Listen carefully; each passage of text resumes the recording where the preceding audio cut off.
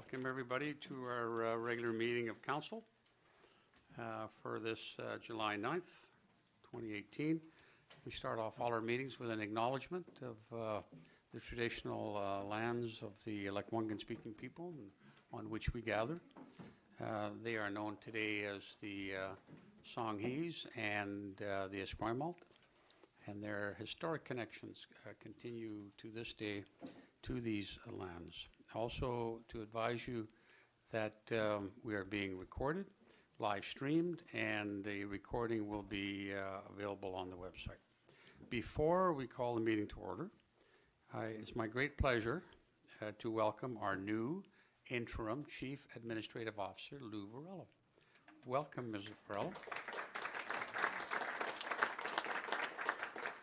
And Ms. Varela has been on duty since 8 a.m. this morning, but not every day is this long, I assure you. She's born in Comox and raised in Comox, and went to university in Nanaimo with VIU, Vancouver Island University, and has had several jobs in the local government area before. Most recently, she spent 9 years in Creston, 7 of them as the Chief Administrative Officer, and the 2 other years as the Development Services Director, which included planning. She is a registered planner, and she's in fact been with other governments, local governments, in particular the village of Cumberland, where she was a community development coordinator and the planner for that municipality up on the island, and also Comox Strathcona Regional District, where she did a number of jobs for them. She's also been in private practice, so she brings a wealth of experience, integrity, and friendliness to the job. And we look forward to working with you, Ms. Varela, and we thank you very much for joining us. Thank you. Before I leave that topic, though, I want to recognize Debbie Carter, who was our acting Chief Administrative Officer since February 1st. Ms. Carter did an amazing job in the absence of our last CAO, and particularly because there were so many issues that Ms. Carter had to deal with at the same time as getting the budget ready and continuing in her role as a Director of Financial Services. So we want to thank you very much for the time and effort and energy you put in to that, and we're so well served. Thank you very much, Ms. Carter. Thank you. We now move on to the agenda, so I call the meeting to order. We have an amended agenda. There's some additions to that. First of all, we have item number 1, which are the council meeting minutes, June 25th, please, for adoption. Second. Moved and seconded. Is there any discussion? Any questions? Anything arising? No? Councillor Zelka. Thank you, Chair. I don't know if this is the appropriate place to talk about item 11 relating to bike lanes. But during the discussion about item 11, I asked some questions of staff with respect to how trucks and buses and recycled trucks in particular would interact with those bike lanes. And this was on the webcast from last week, 2 weeks ago, excuse me. And unfortunately, for me, right after I asked my questions and I made my statement, a member of council decided to say that I was wrong and that my facts were incorrect, and I did not appreciate that. So I'm rising on a point of personal privilege, essentially, to say that I did not appreciate that and that it felt like a slight. And I wanted to simply have that in the record, please. Thank you very much. Anything else? Thank you. Any other discussions, questions? Councillor Kirby, please. Thank you, Chair. I've been asked by Councillor Zelka to correct the facts and to right the wrong. He stated that there was a bike lane on Bay Street, and I did not believe that there was a bike lane on Bay Street, but there is a small section that does exist, and I apologize for misstating the facts. Okay. Thank you very much. We'll put that behind us. Thank you. Ready for the vote? All in favor? Opposed? None opposed. Thank you very much. Now, my remarks, I have two. I had the honor of attending at something called Pulling Together Canoe Journey, which is an event that has been going on under different names for 18 years. It's really intended to be, it was originally intended by the RCMP, who canoed down from Alaska on the first trip, down all the way down to the island and visiting First Nations settlements along the way in order to build relationship and build friendship. And now it has actually grown into a very sizable event where actually the First Nations are part of the canoe trip themselves. There was about 250, give or take, paddlers. Half of them were First Nations. The other half were there were public service of some sort. Navy, there was some Coast Guard, mostly police, and it was, they stopped here on their way over to Vancouver. It's a shorter trip this year, about 5-6 days, something of that order of magnitude. And it was a great pleasure to meet them. And it really is what they were, it's kind of changed into now that we have such an emphasis on reconciliation. It's an opportunity for First Nations and police to be in the same canoe, and other public servants to be in the same canoe for 6-8 days and learn about each other and exchange stories, and thereby it really is reconciliation in action. So it was great to see all those. There were 17 large canoes parked that came up on McNeil Bay. They were served lunch and off they went, their next stop being Sidney. So that was a great honor. And in fact, there's some police officers here in Oak Bay now are talking about the possibility of them being involved more next year. So it's great to see. The other is a rather sad note. Ms. Barman, Gladys Barman, who disappeared, still hasn't been found. Her disappearance was noted a few days ago, and it was in the media. It's a terrible situation. Police continue to look and search, and there's at this point they have no information, no clue. So if anybody has any information that they think that the Oak Bay Police could use to locate Ms. Barman, please do come forward and let the police know. We certainly hope for the best, but now she's going on, I think, 4 days. So it's a sad situation. And Ms. Barman lives just down, I think, off McNeil or in that area. So anyways, thank you very much. The next then is the public participation period, item number 3. This is an opportunity for members of the public to come to the microphone and speak to us for up to 3 minutes in a 20-minute window. We'd ask you to stay on a topic that relates somehow to Oak Bay, connected in some way. If you wouldn't mind, when you start, say your name and the municipality that you reside in. You can also, we'd ask you to fill out, there's a form on the podium there that you can just, so we can write your name and your municipality so we can get the correct spelling of your name. When I say welcome, I'll start a little clock, which I'm just setting up now. And when you hear the tones, I'd ask you, the little rings, I'd ask you to wrap up in that sentence wherever you are. Thank you very much. And we have 20 minutes starting from 7:10 on my clock. Thank you.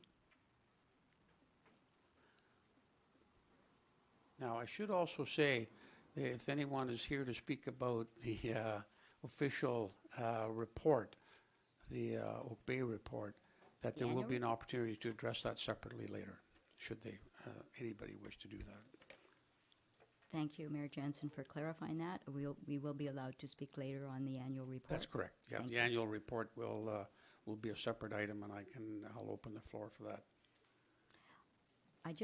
My name is Esther Patterson. Welcome. And I'm from Woodlawn Crescent here in Oak Bay. I just wanted to comment on tonight's agenda. Certainly the annual report, I think, is something that staff put a lot of work and effort into, and so that it deserves certainly time and everyone's attention to it. But this agenda is really loaded up with many items, 16 items, including the annual report. And I think we know, too, that there are several items on tonight's agenda that are important to residents in the community, and it is July. So the community, much of it has left for vacation. But certainly the report that will be by Urban Systems on DCCs and community amenity charges. I know that many residents mistakenly believe that DCCs and community amenity charges can be a solution for poor or very poor roads and sewers and replacing them. So I think it's really important to get these messages out to residents, and unfortunately in this meeting tonight, while the report is good, it won't really get through to many of the people that might have questions and will then understand decisions. Elected officials' compensation review is always a hot topic, and maybe one that's best not avoided by having it in July. Residents may feel that way. And secondary suites, of course, has been something that has been had a lot of resident participation at prior meetings. So by presenting the terms of reference at the July meeting, I feel it's going to just serve to fuel suspicion and further polarize the issue, which is not good for the community. So I just wanted to comment that really planning the meetings, I know that there's a lot of work to go through, and I know we've been a bit short-staffed, but this agenda is not really perhaps scheduled in a way that we're going to give all of the attention to so many of these important topics. Thank you. Thank you very much, Ms. Patterson. Does anybody else wish to address us?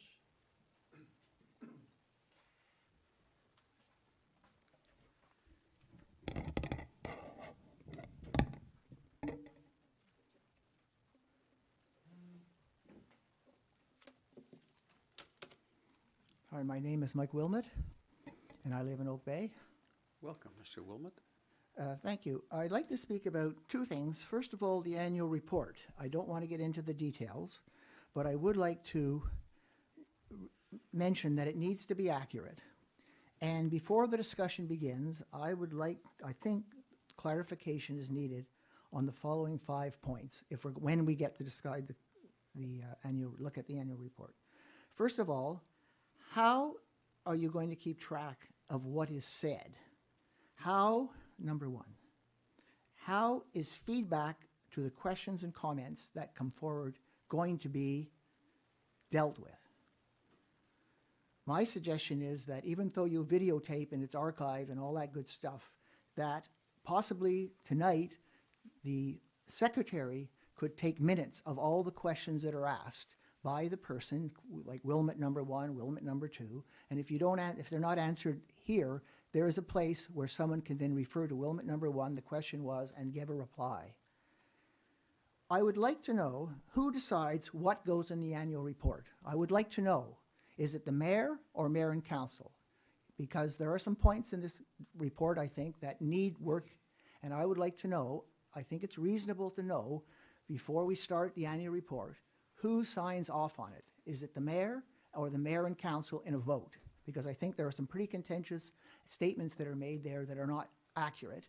And I would like to know, and I think the community deserves to know, who eventually signs off on this document and what it says. And finally, I hope that these answers will be available and the ground rules for how the annual report is going to be processed is decided by you before we start to deal with this particular topic.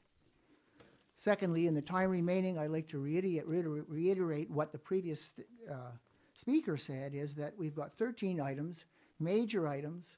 We talk about public engagement. I don't know how much money we paid for item number 4, but it wasn't trivial. This is good information about the deferred charges. We need a good public discussion. There's much misinformation out there. To try to jam all this in with a sentence or two in the Oak Bay News and not much follow-up, along with the Carnarvon Master Plan that the Parks and Rec have been working on, the Council Strategic Priorities, item 9. This naturally follows from the annual report. It shouldn't be in conjunction with it. There's just too much happening, and it's going to be very difficult to get the ducks lined up to make any sense of what's happening. Secondary suites, again, I gather the motion was not complete that was dealt with for the terms of reference. They didn't include all the items in the motion in the terms of reference. I mean, this is unbelievable, but I guess staff is busy. The motion passed and had a bunch of things council wanted done, and it's not in the terms of references and might not have been set up for this. Thank you, Mr. Wilmot. Thank you. Thank you. Anybody else wish to address us? Oops. Okay, we're going to go on to the next item, and that is item number 4. That's the one that Mr. Wilmot was referring to. This is the presentation by our urban systems, and I'm going to turn it over to staff.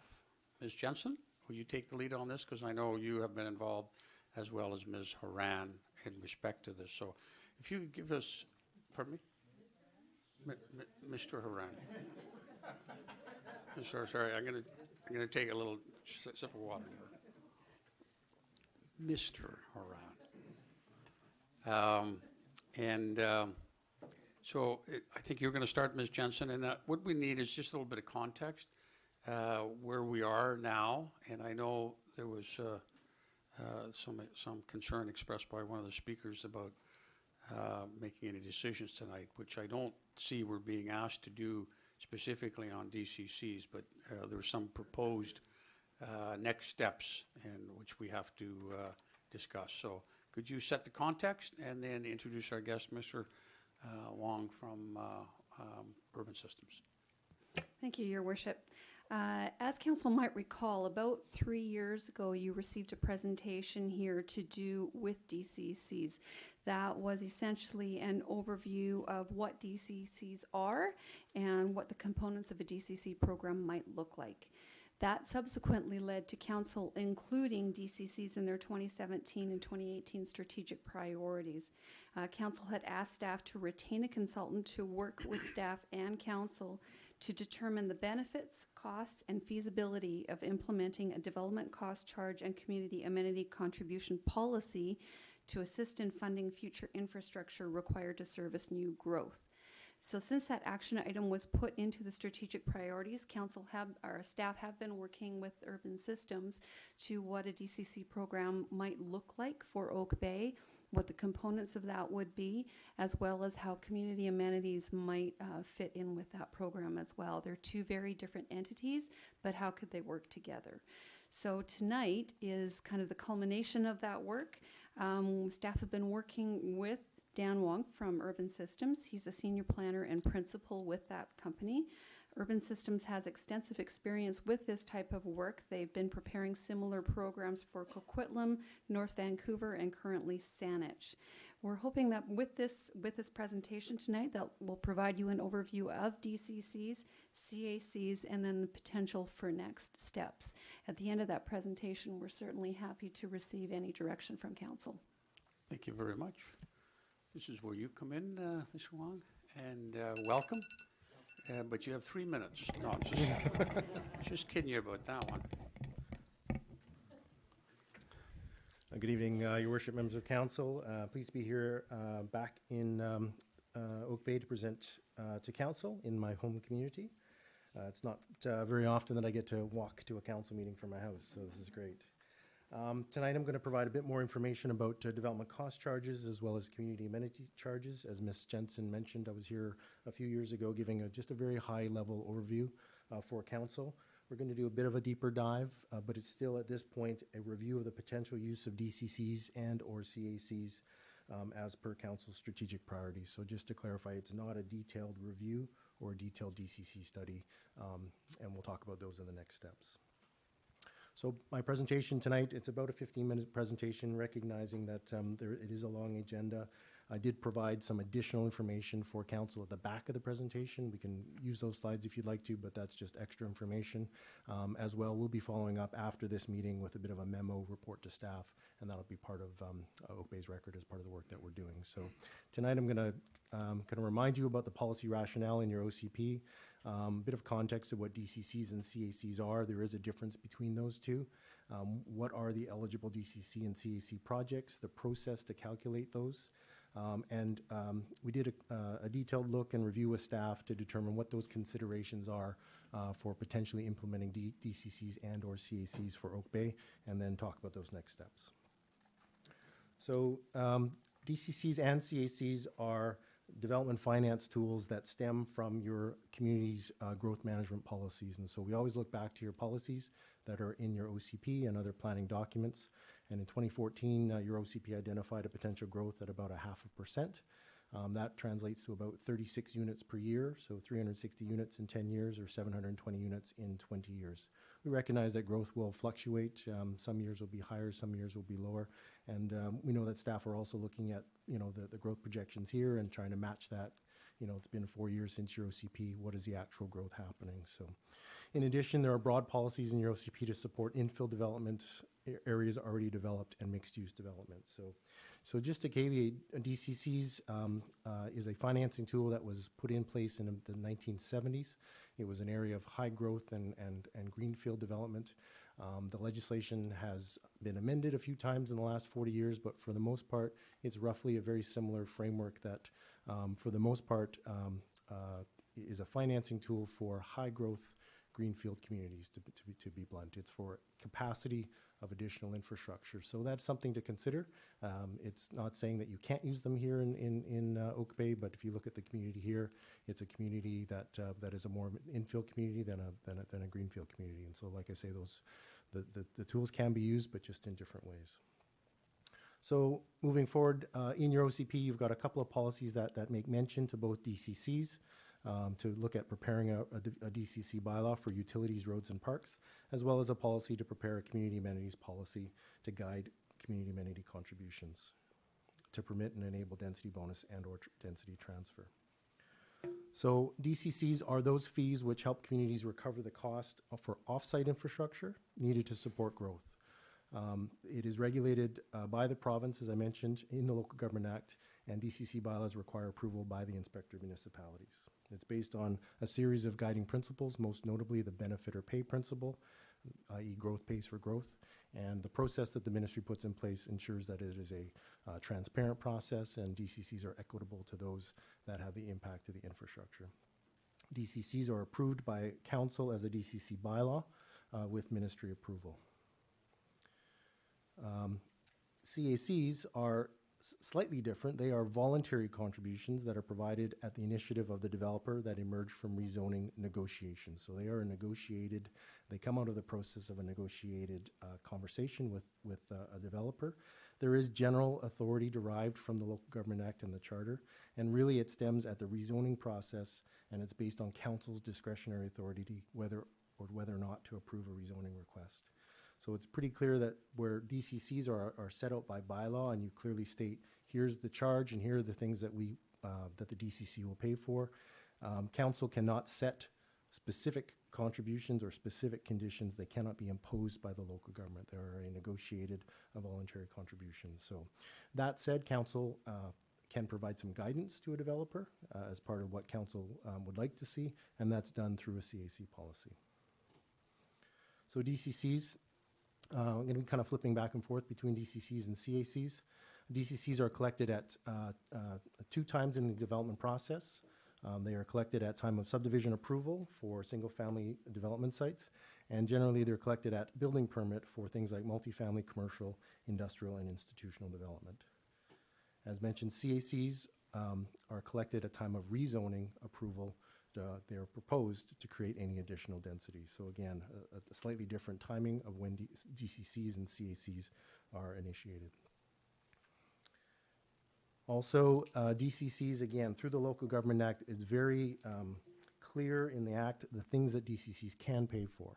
and those are aligned to capital upgrades due to growth for things like roads, and that includes active transportation, cycling infrastructure, pedestrian infrastructure, and transit infrastructure. Other hard infrastructure like water, sanitary sewer, and stormwater is also included in a potential DCC program, as well as parkland acquisition and some parkland development. The scope of parkland development is fairly limited through regulation by the inspector municipalities, and we can have a discussion about that. What items do DCCs not pay for? They don't pay for operations and maintenance, so that's generally covered through user rates and taxation.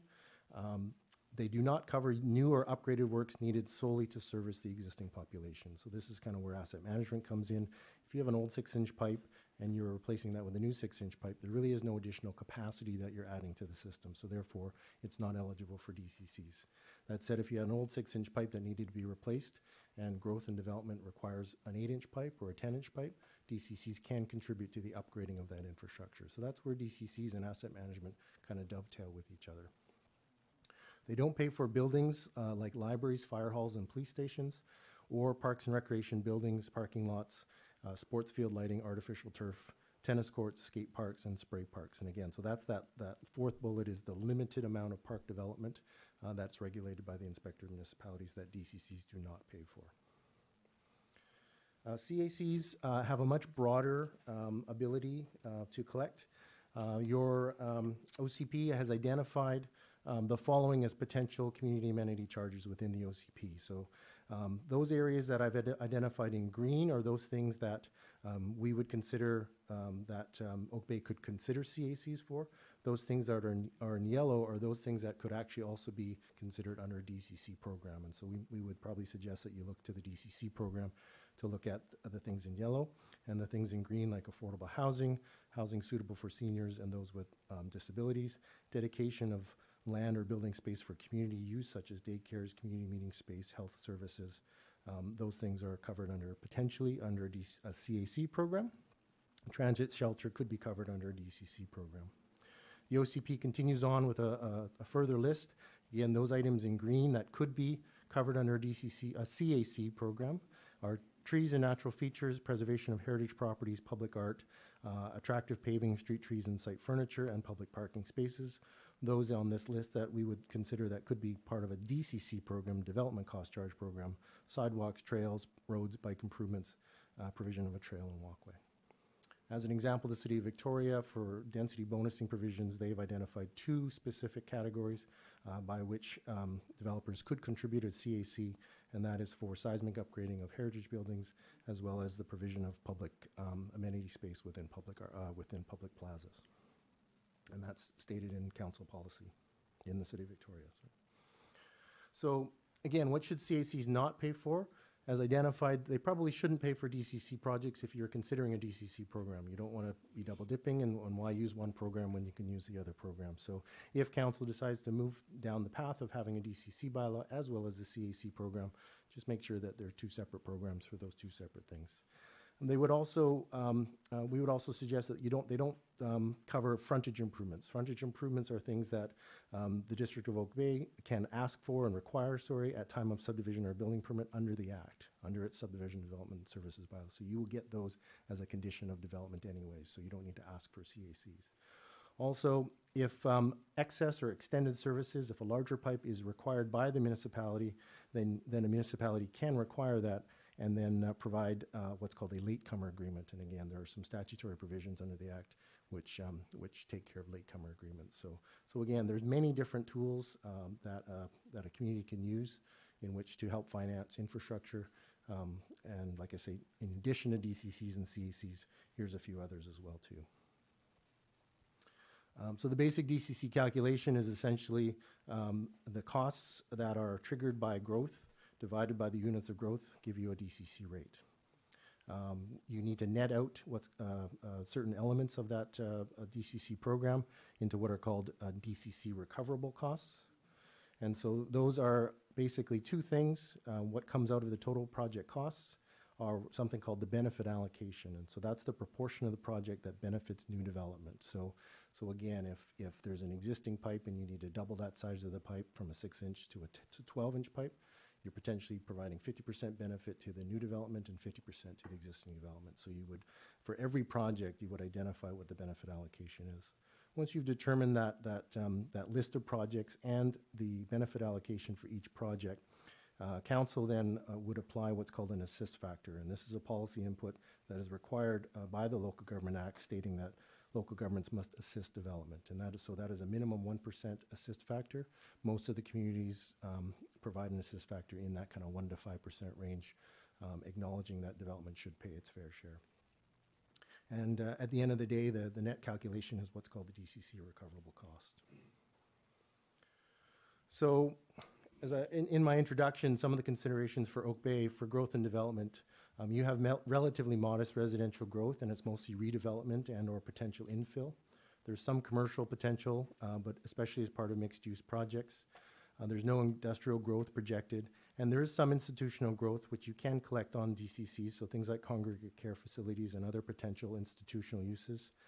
If it's a redevelopment of a site, for example, Oak Bay High, if they're replacing 10,000 square feet with 10,000 square feet, there would be a net zero DCC. If it's going from 10,000 to 20,000 square feet, the net additional square footage could be charged to DCC. So the net of 10,000 square feet, you could actually charge that. And so we know that there is some potential. We're in discussions with Saanich on potential redevelopment at UVic, and they're looking at opportunities to collect institutional DCCs from UVic within its portion of the triangle that's within Saanich, and that's something that Oak Bay might consider as well too.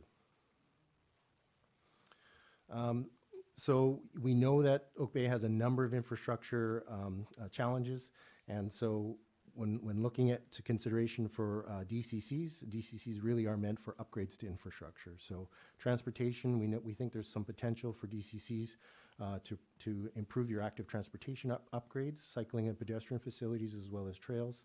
For water and sewer, we know there are some upgrades required due to growth and development. There are quite a few due to age, but there also are upgrades required for growth and development.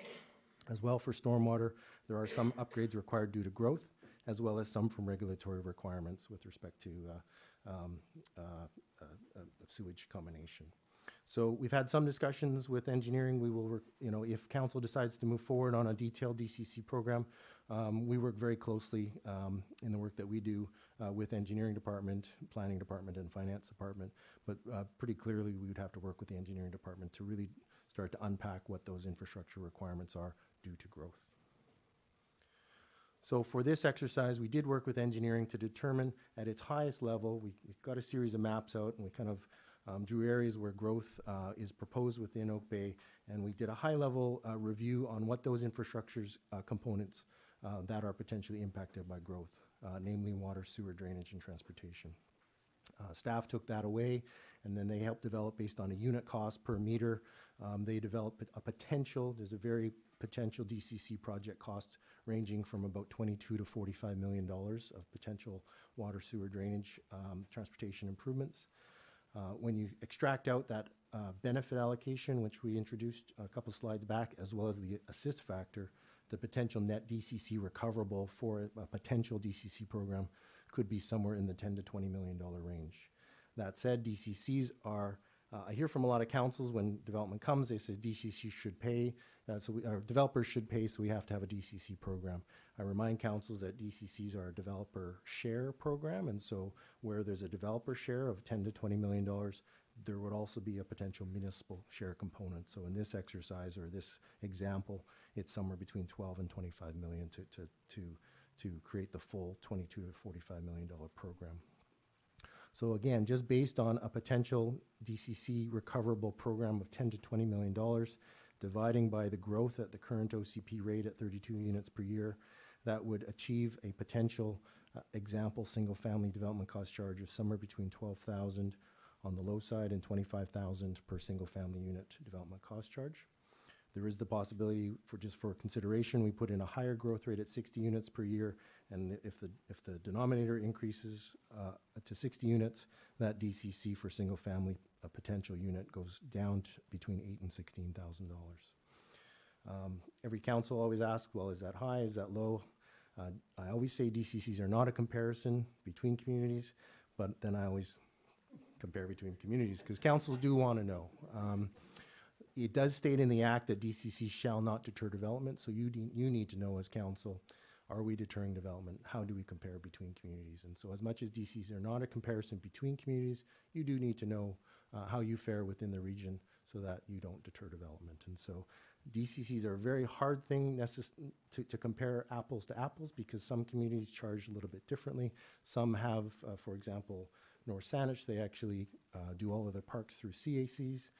Langford, even though it's the highest here at 13,000, this also does not include the sewage charge that Corks charges as a private entity. So that wouldn't show up on a DCC. That's another charge on top of that. So if council decides to move forward, we would provide a much more fulsome comparison between communities for the communities that you might select to compare with, and then we'd really start to unpack what are the fulsome charges that each community charges. So additional considerations, as I mentioned, the Local Government Act requires municipalities to consider whether DCCs will deter development in its community. As a financial recovery tool for Oak Bay, DCCs are a bit of a challenge due to your relatively low growth and mostly infill development. However, we think that Oak Bay could consider a limited DCC program for water, sewer, drainage, and transportation, possibly parks. We'd have to work a little bit more closely with your Parks Department to determine the additional park land that's required in park development. But even as proposed, not including parks, the DCCs for single family in the region range between 6,500 in Victoria and 13,500 in Langford, and again plus that $10,000 sewer on top of that. And so you're kind of in the ballpark just with water, sewer, drainage, and transportation. That's not including parkland development. And like I say, at the back of this slide, for council's information, we did provide some comparisons for some of the other uses: a townhouse, a condo, and commercial by square footage. CACs get a lot more complex because, again, they are less regulated through the Local Government Act. They are negotiated at time of rezoning, and some communities choose to just fully negotiate, like a Esquimalt, and others choose to negotiate with a bit of an established policy as well too. So here are the other 12 communities within the CRD and their approach to CACs. Some have a formal program in place, others just negotiate, some have established policies, and some don't. So, but the bottom line is most communities in the CRD use CACs or density bonusing as part of your rezoning application. As I mentioned, 4 of the other 12 communities have established guiding policies to aid in the negotiation process. CACs in the region are used for various items, as I mentioned, from seismic upgrades of heritage buildings in Victoria to parkland development in North Saanich. So that in North Saanich, they've chosen to use the CAC negotiated process for park development as opposed to a DCC. To affordable housing used in Langford, Colwood, and other communities. Oak Bay has been using and negotiating developer contributions, as you know, on an individual basis with no current formal policy in place. So potential next steps, through our work throughout the province, we feel that, DCCs and CACs certainly are 2 of many important development finance tools which have potential benefits to the District of Oak Bay. We're continuing to work with staff to research CAC policy options. At Council's pleasure, this could be completed and presented for Council's review and consideration later this fall. And if Council chooses to delve further into DCCs, we would suggest that Council could consider implementing a relatively limited DCC program for infrastructure upgrades, water, sewer, stormwater, and roads impacted by growth sometime in late 2018 or early 2019. So with that, I thank you very much for your time, and I'll entertain any questions. Thank you very much. I want to start you off with a question. If you could go back to slide 19 to 33 in our, it's the one that has, let me just pull it up here myself. Very, very small page numbers on the bottom left there. So. Yes, potential DCC range. So it might be the one before. Okay. Yes, there it is.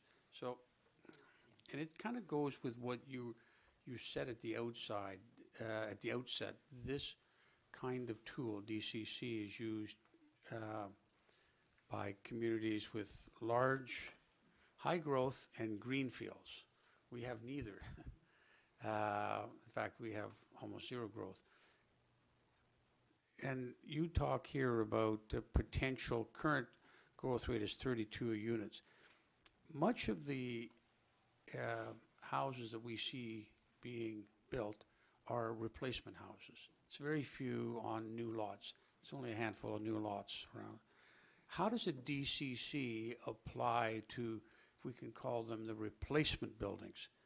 Start by talking about, it's the same size a house. Would DCCs apply, and when would they kick in? Thank you, Your Worship. If it's like for like, if it's one house for one house, same square footage, DCC would not apply because there's no additional impact to that infrastructure. If it was a single-family house, which was, say, twice the size of the current house, depending on how you structured the collection of that DCC, if you collected at time of subdivision, there would also be no DCC because the subdivision has already occurred. Some communities do charge a DCC at time of building permit for single-family house. And then it's debatable whether that DCC would actually apply to the full value of that house because you're only replacing, I guess, 50% of that infrastructure. Some other communities were just finishing a DCC program in the city of Vancouver. Granted, they have different legislation under the Vancouver Charter. They are one of the few communities that actually charge on a square footage basis for single-family house due to replacement square footage. And so it does happen. It's a little more complicated, and you'd almost have to get down to that square footage of a single-family house to do that. And very few communities, if any, outside the city of Vancouver would do that. All right. And have you attempted, or maybe with staff, and you may not have dug, this might not have been part of your scope, but to go back for, let's say, a representative year, 2017, what kind of income might we have had we had DCCs? Because from what I hear you saying, the replacement house, like for like, there's no DCC. But is there any possibility of doing that, of looking at what the potential income would have been had we been in that, choose a representative year? Through your worship. Very complicated, I I defer suspect. back to staff on the actual number of units. And again, like I say, this was just a sample of what it could be. But even at, say, if it was, say, 30 new units at $10,000 a unit, that would be about $300,000 if that was about the rate. So it would be a few $100,000 every year. Again, it's all dependent on the rate and the type of development that you had. So, Right. Because you're assuming new units, that would be new units. not That is not correct. not replacement units. That is correct, Your Worship. Okay, all right. So I suppose that kind of math could be done, because there must be some kind of administrative cost in this. There's a little bit of administrative costs, but once the DCC bylaw, if there's a cost to establish a DCC program, there's a cost to review with engineering staff, there's a cost for public engagement and consultation with UDI. But once that bylaw is in place, if it's $10,000 a unit, developer comes in, staff have that bylaw in place that they can just apply that to. What is more challenging right now is your CAC program.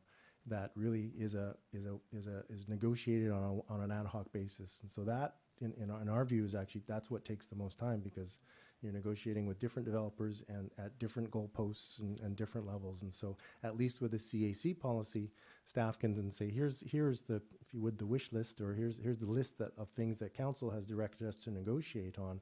At least that gives you a starting point. And in many cases, they go straight to a square footage basis as well too, or a unit basis. Right. And so council wants, as directed by policy, they would like one of these 5 things, and it's $5,000 a unit or X dollars per square foot. So it gives staff a bit more clarity and gives a bit more of an even playing field when discussing CACs and DCCs with developers. Okay, thank you very much. Questions? We'll start with Councillor Kirby and then Councillor Zelka. Thank you. This is very helpful. We've been talking about this for a long time, so it's nice to see this moving forward. But I also am apprehensive, given that we do have such a slow growth already in Oak Bay, that investing in the program might be more costly than, like the return on investment might not be there. But I do see the value in providing some structure to the negotiation. I'm just concerned about, as far as CACs goes, having structure and predictability would help the process along and probably would save a lot of negotiating time for our staff and the developers. But my concern is that by adding the DCCs, Does that, in an already, fairly dramatic housing crisis climate, does that increase the price dramatically for new housing? Through your worship, every time we go out to UDI, they'll always say that, well, this will just add, if you add $10,000 per unit, this will just add that $10,000 per unit. But at the same time, especially for DCCs, that is a direct result of that development itself. So really, in fairness, that development should be paying its contribution towards the upgrades to that water system or that sewer system. Because if they're not paying that $10,000 per unit, then somebody else is. So it's not, so just by comparison, like we do a negotiated charge at this point, off-site servicing charges. Is this related to that, or is that beyond that? Through your worship, the negotiation, like if you negotiate for infrastructure as an off-site, that's kind of akin to a CAC, if you would. It's a developer contribution through the rezoning negotiation. And so you can pretty much negotiate any type of upgrade. And so right now, staff have been negotiating certain infrastructure upgrades and through the CAC process. And you could split them and have a direct contribution through DCCs and still continue to negotiate other CAC contributions. Just one final follow-up. So basically the charges would be more laid out, more clear, more defined if we had a policy, and would help the process along just because we have something defined and clear direction from the future council to staff as far as what we're looking for as CACs? Through your worship, that's correct. And a CAC policy, because it's council policy, that can be amended at any council meeting. A DCC bylaw would then, if you did decide that you wanted to add or remove projects, you'd have to go through a bylaw amendment, and that bylaw would have to be approved by the inspector. So each of them also have different amendment processes as well. Thank you. Thank you. Councillor Zelka, please. Thank you so much, Chair, and thank you very much, Mr. Huang. I appreciate the excellent level of detail. I guess I'm hoping to get two questions out. With respect to the CAC policy, we can't specifically ask for things, and we can't specifically sell density. So what does the policy look like? Is it kind of like we're kind of laying out how we're going to gamble? Could you just give me an example? For example, if we wanted to do seismic upgrades, say, of the fire hall, a public building, how could we put something like that into a CAC policy without it looking like we're buying something? Again, through your worship, you acknowledge that growth has an impact to community facilities and amenities, and based on conversations with the community, council has and with staff, council has determined these are its priorities by which growth should contribute towards community facilities and community amenities. So it's almost just that simple. It is like I say, it's not a directive, but it is, to be blunt, it is a wish list that council has kind of said, here are the things that we would like to see, and through the negotiation process, we would be pleased if developers brought that to the table. So like a prioritized wish list. I understand that. That makes perfect sense. I'm looking forward to actually coming up with a policy like that, because there's lots of projects that, man, we need help with. With respect to something like the latecomer agreement, I'm rather intrigued with the latecomer agreement aspect of the DCCs. We've got an unusual situation, not unlike many other, well, there's not very many other older communities that have the sewage separation issue that we have. I think New Westminster might have a bit of it as well, amongst one other.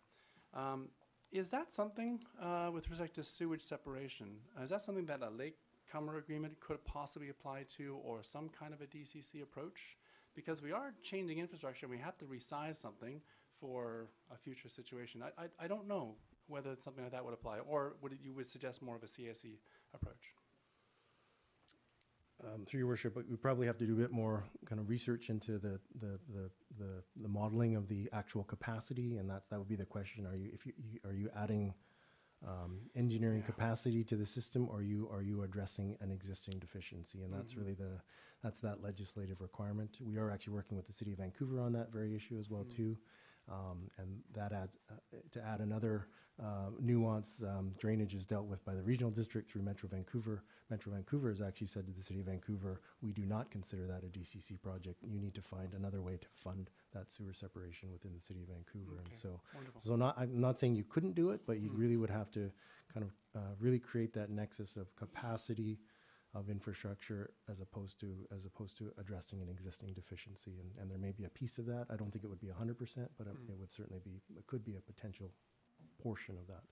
I Okay. couldn't tell you how much. though. And then, well, I guess a final aspect, I don't know whether this is applicable or even the legislation even allows it, but is there a way of, for infrastructure that goes into certain parts of the district to have other areas of the district sort of pay for it, or is basically, maybe I'm just talking about general taxes to a large extent, but it would be very interesting to see if, for example, the sewage separation project, it actually, in many ways, it benefits, for example, the uplands area, yet it also affects and impacts the CRD. So there's actually a couple of different players there with respect to sector project like that. And I'm just wondering if there's any ways that we could, or the law allows us to have different rates of payment for some of these benefits. Great question, through your worship. Yes, the legislation does allow you to have either what's called a municipal-wide DCC or an area-specific DCC, and that could be for each different piece of infrastructure as well too. And so if you can show that a specific area has specific impacts, you could actually say, well, this $1 million worth of infrastructure is impacted by this amount of growth. And so both the numerator and the denominator change because you're only counting the growth that's within that area as well too. And that's the approach that the District of Saanich undertook many years ago. They actually they had 12 different areas of the neighborhoods within Saanich, and they had 5 separate categories: water, sewer, storm, roads, and drain, and parks. So what they found is they create, so the challenge is that it creates individual statutory DCC reserve pots. And so within the District of Saanich, they actually had 60 separate DCC reserve accounts. I'm looking over at the Director of Finance over there to try and manage 60 separate accounts. You cannot take money from one pot to pay for another area. You can borrow up to 25%, but you then have to pay it back. So after 20 years of managing that within the District of Saanich, they've said we need to reduce that, and so they are moving down towards a single wide district-wide DCC for the District of Saanich, with a couple of small areas. Cadborough Bay will still retain its area-specific DCC for roads and a couple of others. But for the most part, you can just imagine the administrative challenge of having so many different statutory reserve pots to pay for that infrastructure. Councillor Ney, then Councillor Braithwaite, please. Thank you very much, through you, Chair. Thank you very much, Mr. Hang. I really appreciate this. Nice overview of this and a lot of detail, but it speaks to the key issues as well. I'm wondering if you could you did mention how DCCs could deter development. I wonder if you could just speak a bit more to that issue and the conditions under which development may be deterred with the implementation of DCCs. And again, through your worship, it's the legislation actually says that a municipality must consider the fact that must ensure that DCCs don't deter development. And so whatever that, what that number is will vary from community to community. And it's probably not just the DCC, but it's the host of other charges as well too that you'll hear from the Urban Development Institute on that. So we haven't found any community where the DCC by its very nature deterred development. It may potentially deter a class of development over other classes, I suppose. But through the consultation process, we always work with the development industry to say, you need to pay your fair share, but is there a different impact? For example, multifamily actually has, you can prove technically that multifamily has less of an impact than single family just by the very nature of the size of the unit over a single family. So generally speaking, a multifamily DCC for water would be less than a single family DCC for sewer, as you've seen in some of those. And so just by the very nature of the process, it looks at the actual land use and potentially provides different DCC rates for different types of development. And so by that nature, it actually tries to potentially encourage things like infill development because it actually has a lower DCC because it also has a lower impact as well too. And so from that, like I say, we haven't found a situation where just the DCC alone. We've never had a developer say that this charge will absolutely kill the development. They are obviously concerned about just the total cost of development in its cumulativeness. Thank you. Councillor Braithwaite and Councillor Murdoch, please. Thanks so much. Thanks for the presentation. It's very interesting. Learned a lot from it, so thank you. Since you're on this slide, I'm going to ask a quick question on this slide. Where it says the potential single-family DDC, the sample only, you've based your two figures there on the growth of 32 units a year or 60 units a year. If you based your figure on 32 units a year and you only had 10 units in that year, then does that just mean the next year you're just going to reduce that, or would you increase the cost, or how would you go about handling that? That's a great question. I mean, through your worship, all of these are just projections. We're projecting the amount of growth and, you know, based on the cost. And so quite frankly, again, because this upgrade is potentially tied to that growth, the answer is if you expect 30 units and you only get 10, you really didn't need to build that upgrade anyways. So the answer is you wouldn't, like if it said you were supposed to do that water upgrade in 2019 because you were expecting 30 units of growth and you only got 10, you would just move that project into 2020, 21. And so DCC cash flow is an hour-long presentation as well too, if we ever got down there. But the bottom line is if growth doesn't happen, these projects shouldn't have to get built. Okay, perfect, thank you. And then I understand that DCCs do not pay for parks and recreation buildings, parking, sports field lighting, artificial turf, etc. So is there any aspect of a CAC that would pay for an artificial turf upgrade or tennis courts or anything like that? Through your worship, potentially all of those, yes. Perfect, okay. And then my last question is, and I believe it's the slide 2 before or 3 before the one you have up. It's the one, the DCC recoverable costs. And it's about the assist factor. So is it my understanding that the different infrastructure categories could have different municipal assist factors? That's correct, through your worship. So you could have, say, a 1% assist factor for water, 5% for sewer, 3% for roads, 10% for drainage, but you couldn't have, say, 1% for residential, 5% for commercial. You can't assist land use classes. You can only assist infrastructure classes. Perfect. Thank you so much. Councillor Murdoch, please. Thank you, through Chair. First, thank you very much for the presentation. It's very interesting and informative. I guess I'm struggling a little bit to understand how. I'm getting the sense that there's a difficult place to implement DCCs just because of the nature of our community. But also, when I look at these, it looks like a lot of it's based on projected growth, and we haven't actually seen growth in our community over many years. And I guess I'm just trying to understand where this fits in. And so is this really a good tool? The DCCs, the CACs I can see fitting quite nicely within this, but the DCCs, are there other tools? Some of the other things mentioned, I know there's tools like density bonusing and local improvements and other sort of mechanisms of going about this. Are there simpler or different tools that you've looked at that we might be considering instead of DCC specifically? Through your worship, there are different tools. I wouldn't necessarily say they were simpler. Each of them have their pros and their cons. Certainly, I think CACs are probably one that that the district should probably explore further because it really is negotiated at time of rezoning. None of them are silver bullets, if you would. Each of them have their pros and cons. As I mentioned, again, a limited DCC program could be considered, even if it was $5,000 a unit. It's $5,000 a unit more than you would have had last year if you didn't have that in place. Just be mindful of the limited amount of funds that you're going to collect, and don't overcommit yourself in the program to actually spend that. Don't say you're going to spend $1 million if your cash flow says you're only going to get $100,000 that year. And so that's there's a reason why this is the third time I think we've been talking about DCCs in 15 years. It's just it is not the perfect tool for Oak Bay, but could it be part of a suite of financial tools, including CACs, including those other components as well too.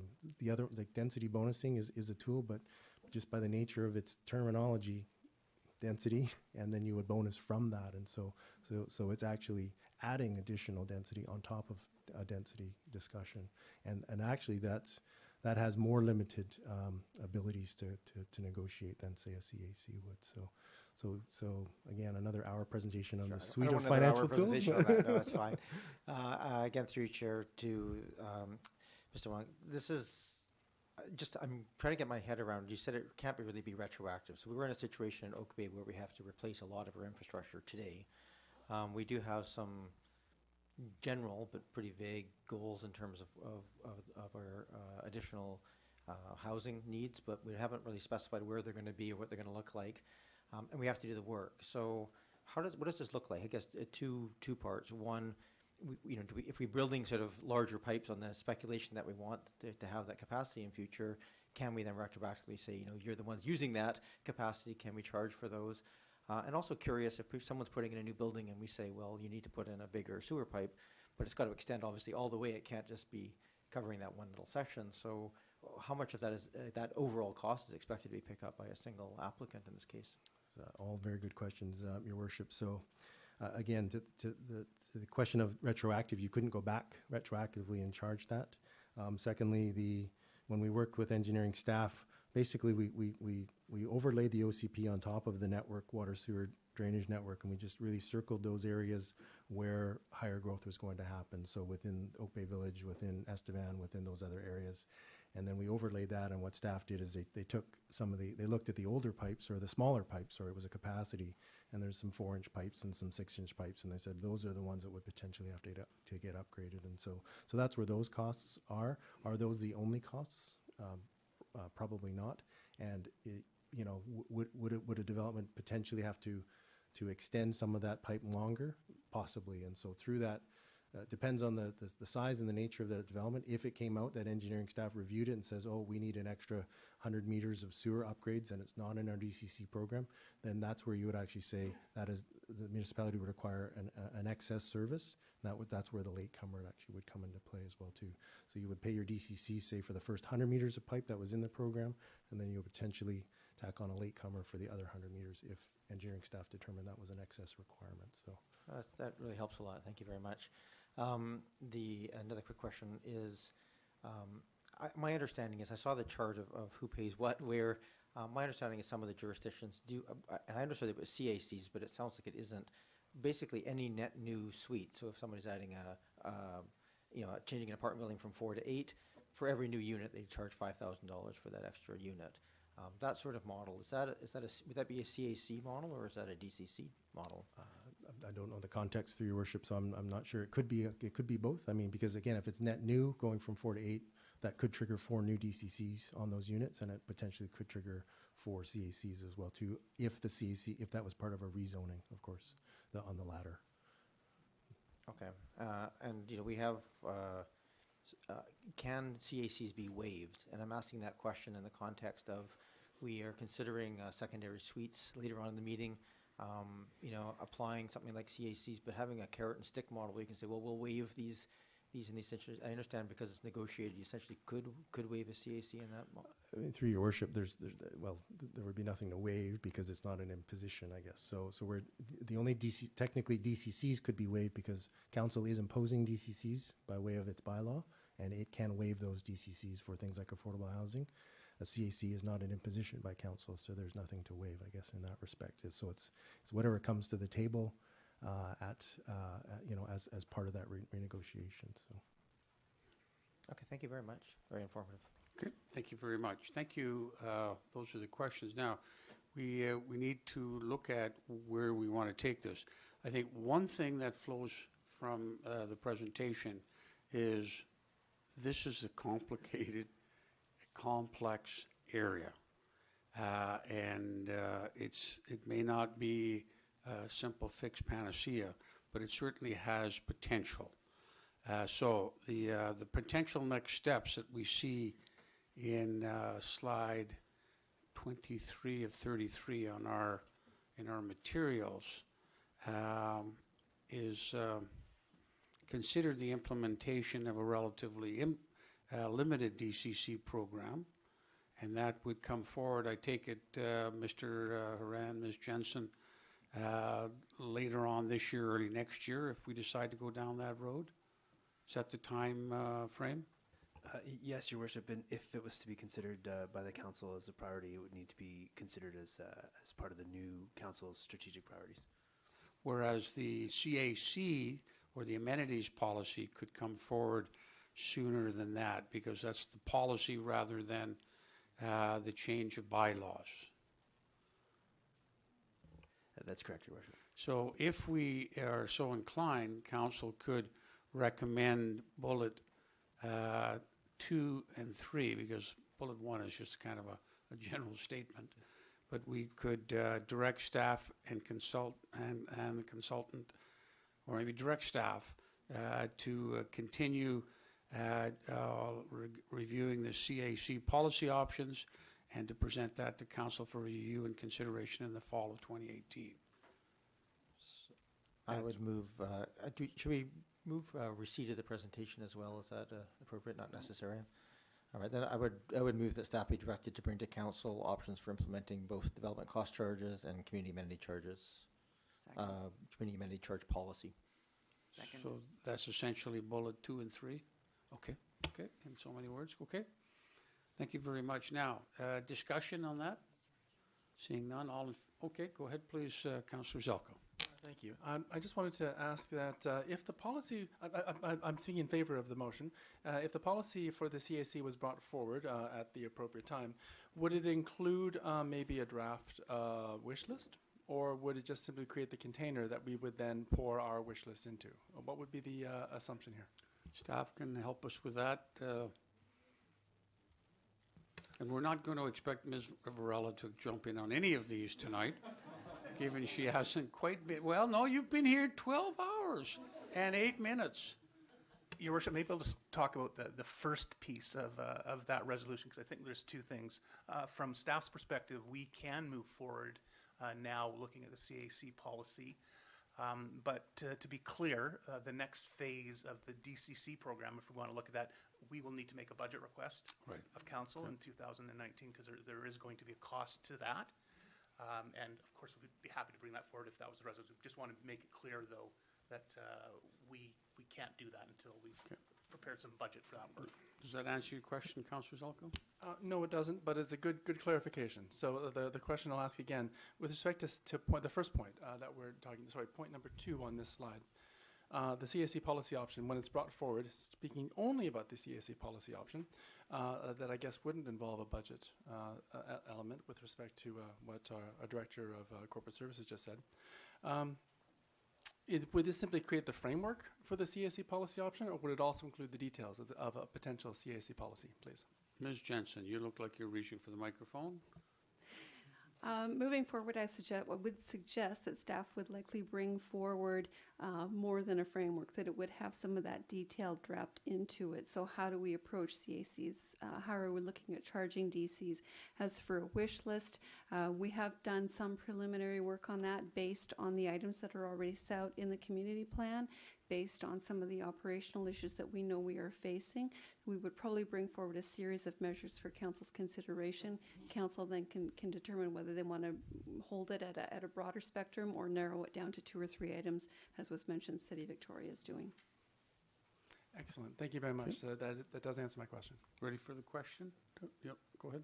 Just to make a point before we do this, I think the appropriate thing, and I think I appreciate what you said there. I think that's what I would like to see out of this motion is basically probably back to a committee of the whole, so we can actually have a conversation about the impact of that and bring that in, that kind of input session, because I think what we'd like to get out of that with the recommendations of staff is to give some direction to move forward with that. And that seems to me, if what you've described there, I think would give us the framework to have enough of a discussion to move things forward. So thank you. Okay, I think we're ready for the question now. All in favor? Opposed? Not opposed. Thank you very much for presenting a very complex and matter in an understandable fashion. Really appreciate that. Thank you. And now you're able to walk home from this meeting too. That's great. Mr. Jones. Sorry, Your Worship. So I just want to be clear for myself. So that resolution is going to say that we're going to move forward to bring forward a community amenity policy for council's consideration, and that we'll bring forward for consideration in the 2019 budget, continuing the work with the DCC program. I think that's what certainly I understood, and I think there's nodding of heads. Okay. That's Thank the you. understanding. Thanks, Mr. Jones. The next item is item number 5. This is a piece of correspondence from the town of Sidney, confirming that they request to withdraw as participants in the CRD Arts Service. The one recommendation is that we receive this for information. At this point, it wouldn't require any council action until such point as a bylaw comes back from the CRD. Move receipt. Seconded. Thank you. Moved and seconded. This may have potential impact, but that's something down the road in terms of how much we contribute to the arts and culture budget of the CRD. All in favor? Opposed? None opposed. Next item, I see Mr. Herman has been waiting patiently in the front row. Welcome, Mr. Herman.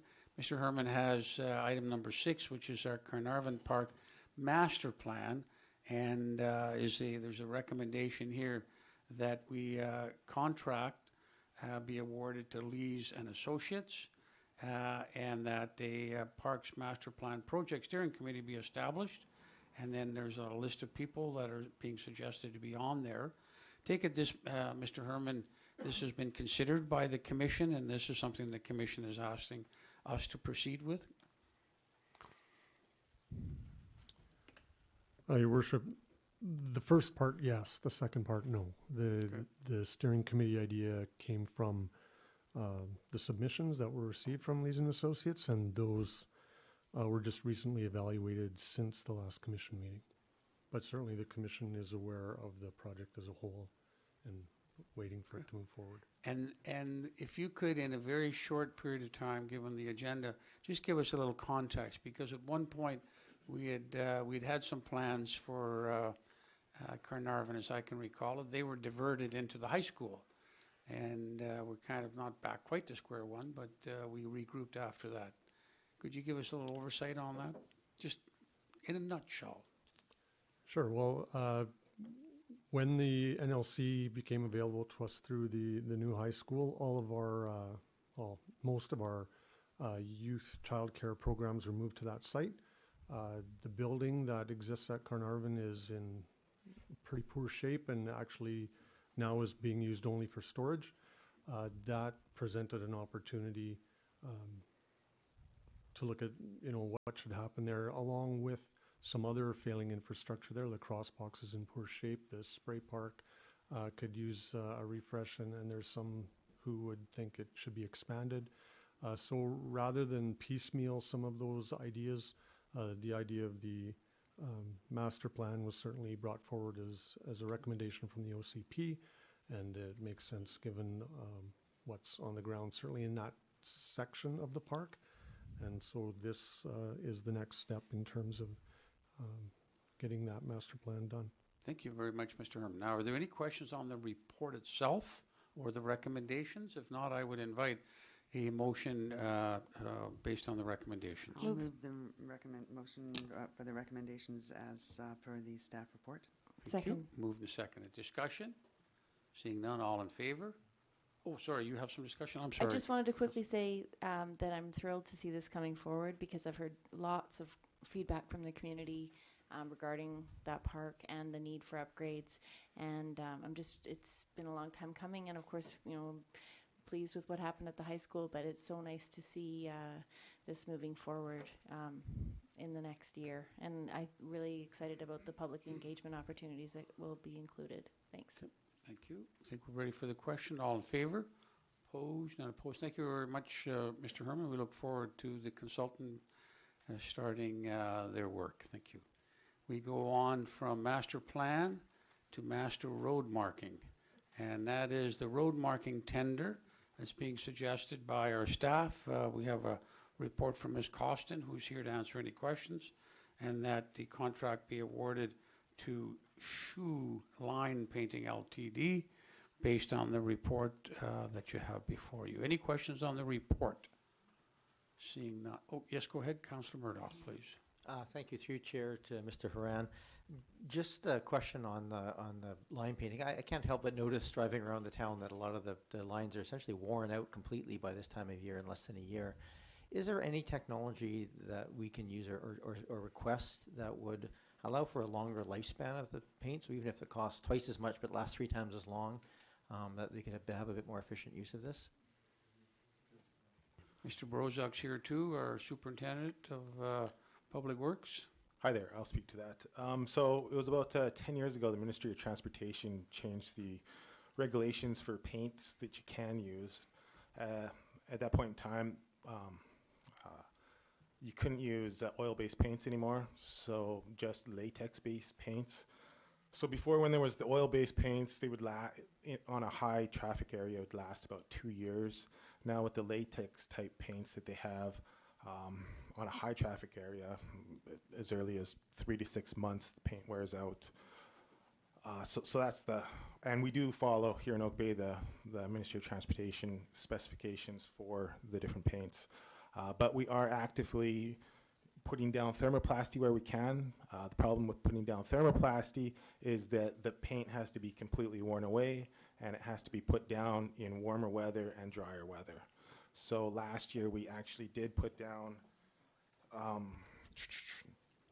of the 40 parallel bars that we put down, 30 we were able to put down as thermoplasty, as well on the 220 plan stop bars that the contractor put down, we were able to put down 60 stop bars in thermoplasty. So we are actively putting it down where we can put it down.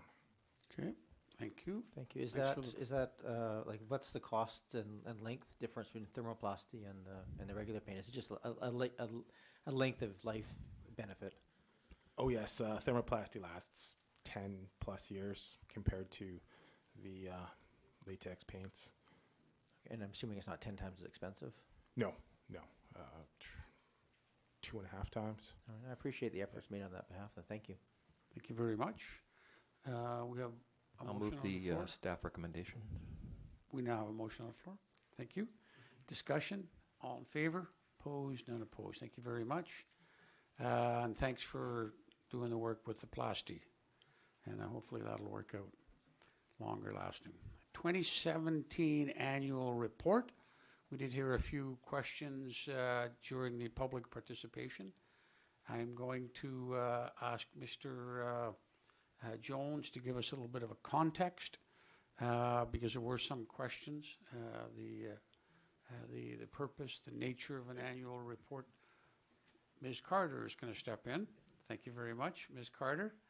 Can you give us some kind of a background because you're, so we have an understanding of how the annual report is developed, who develops it, what the stated purpose is, and similar questions.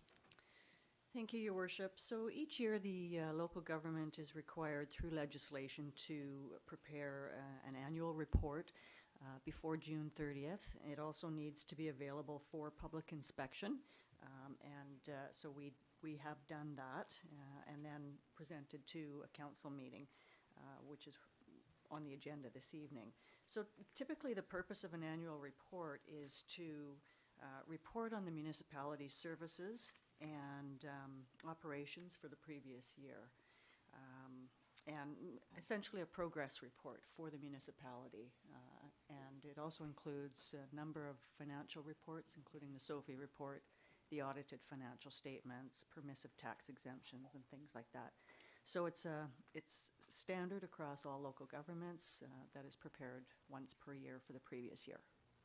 Okay, sorry, what was, you used, I think, initials about the first report. What was that report?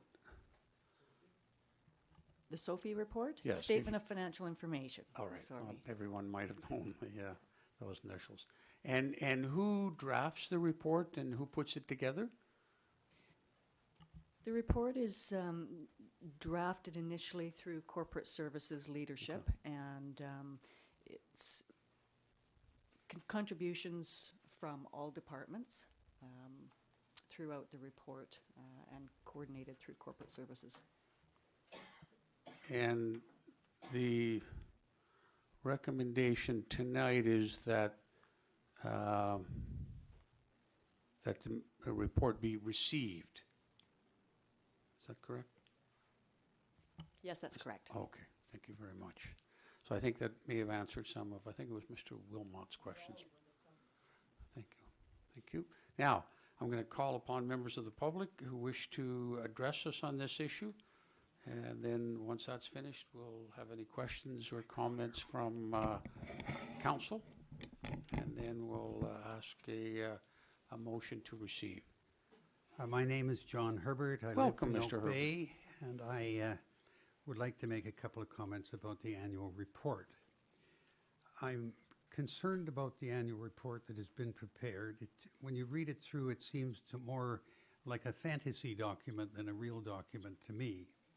Surely a report should tell the bad with the good, and this report makes it sound like everything is perfect, and I don't think that's true.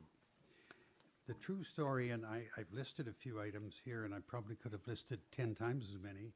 The roads in Oak Bay are a disgrace. The sidewalks are dangerous. The street markings are non-existent in much of the municipalities. We've heard why, but maybe the issue should be put in there and maybe the reason why. There does not seem to be any provision for replacing major building. Parking, particularly for seniors at the Monterey Center, is non-existent much of the time, even though tax money was spent on housing for parking. Deer are multiplying like rabbits.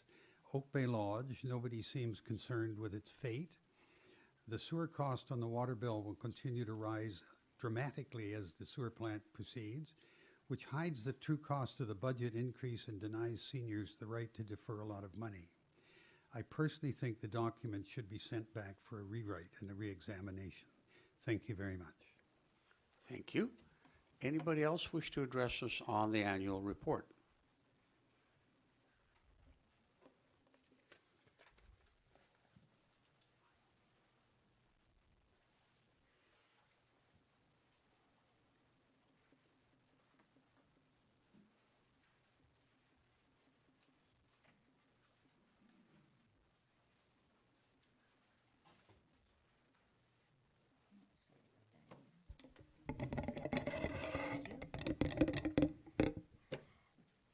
Still Esther Patterson on Woodlock Crescent.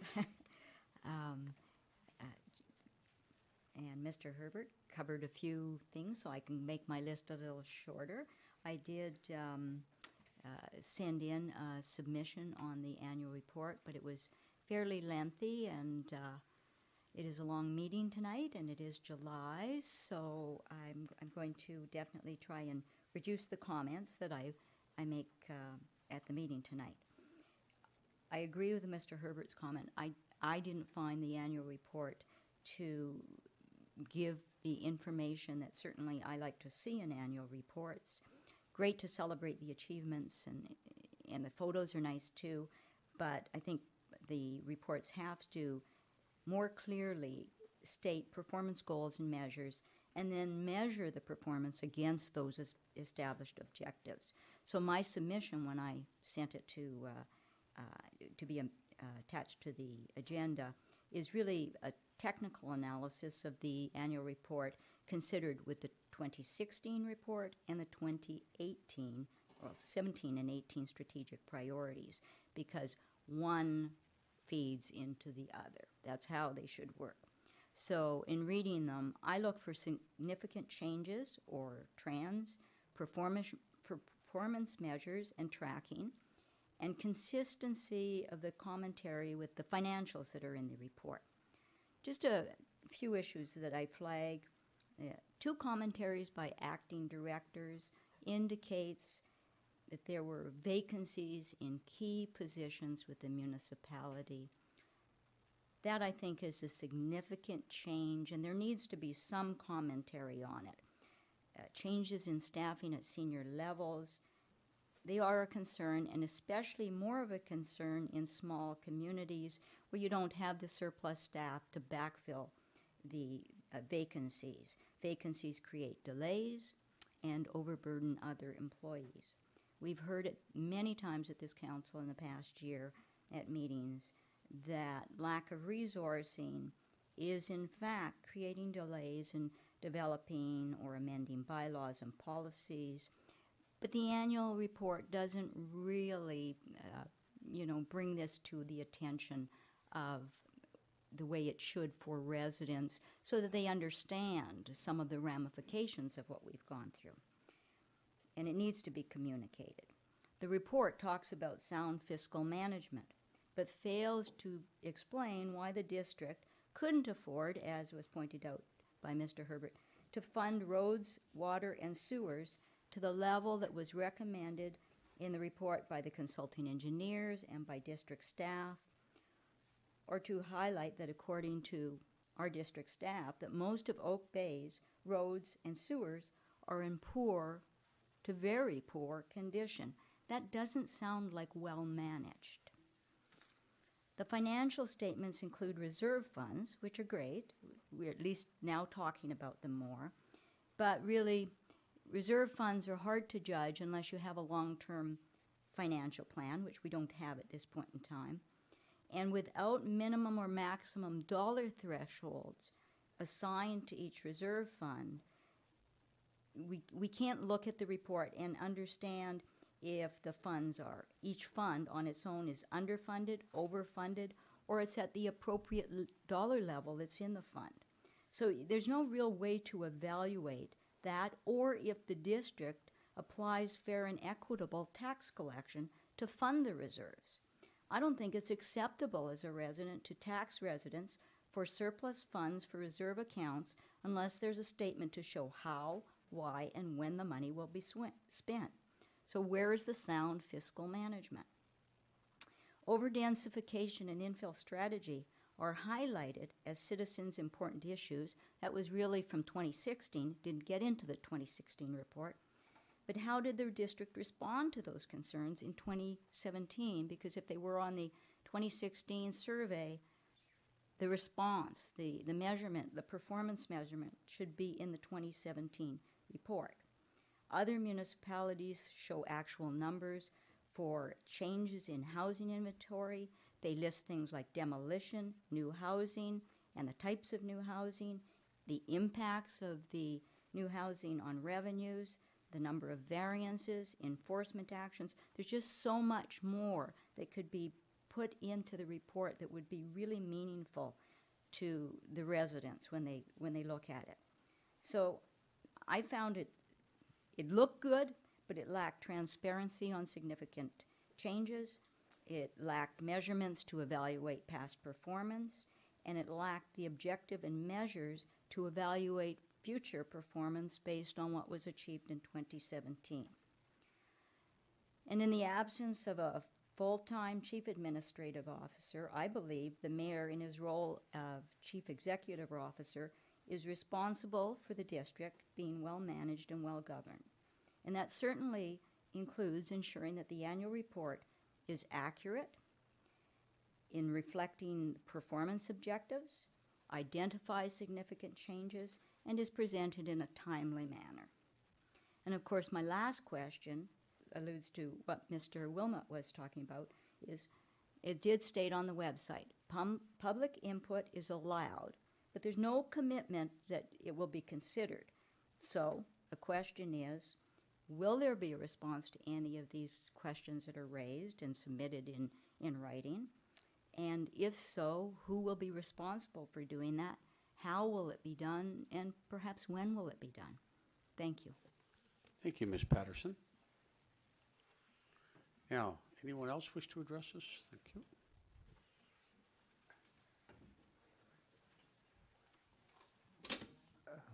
Again, Mr. Mayor, I'm a bit at my wit's end, you know, like I have a PhD in mathematics and I've worked in a lot of fields, and I ask a question, how are you just letting us vent, or is somebody taking some notes that will then respond to the observations that we've raised? It's a simple question, and I think I deserve, as a member of this community, an answer. And secondly, at the end of the day, who signs off on the document? I don't care who produces it. Do you, as the mayor, say this is the annual report, or is there a vote of council of the contents of this thing? Could you please answer those two questions for me? Mr. Jones. A couple things, Your Worship. If people submit questions to us, we're more than happy to respond, and we absolutely will. As far as the approval of the document, it is required to be received for information by the council, so that's what will be in front of council this evening.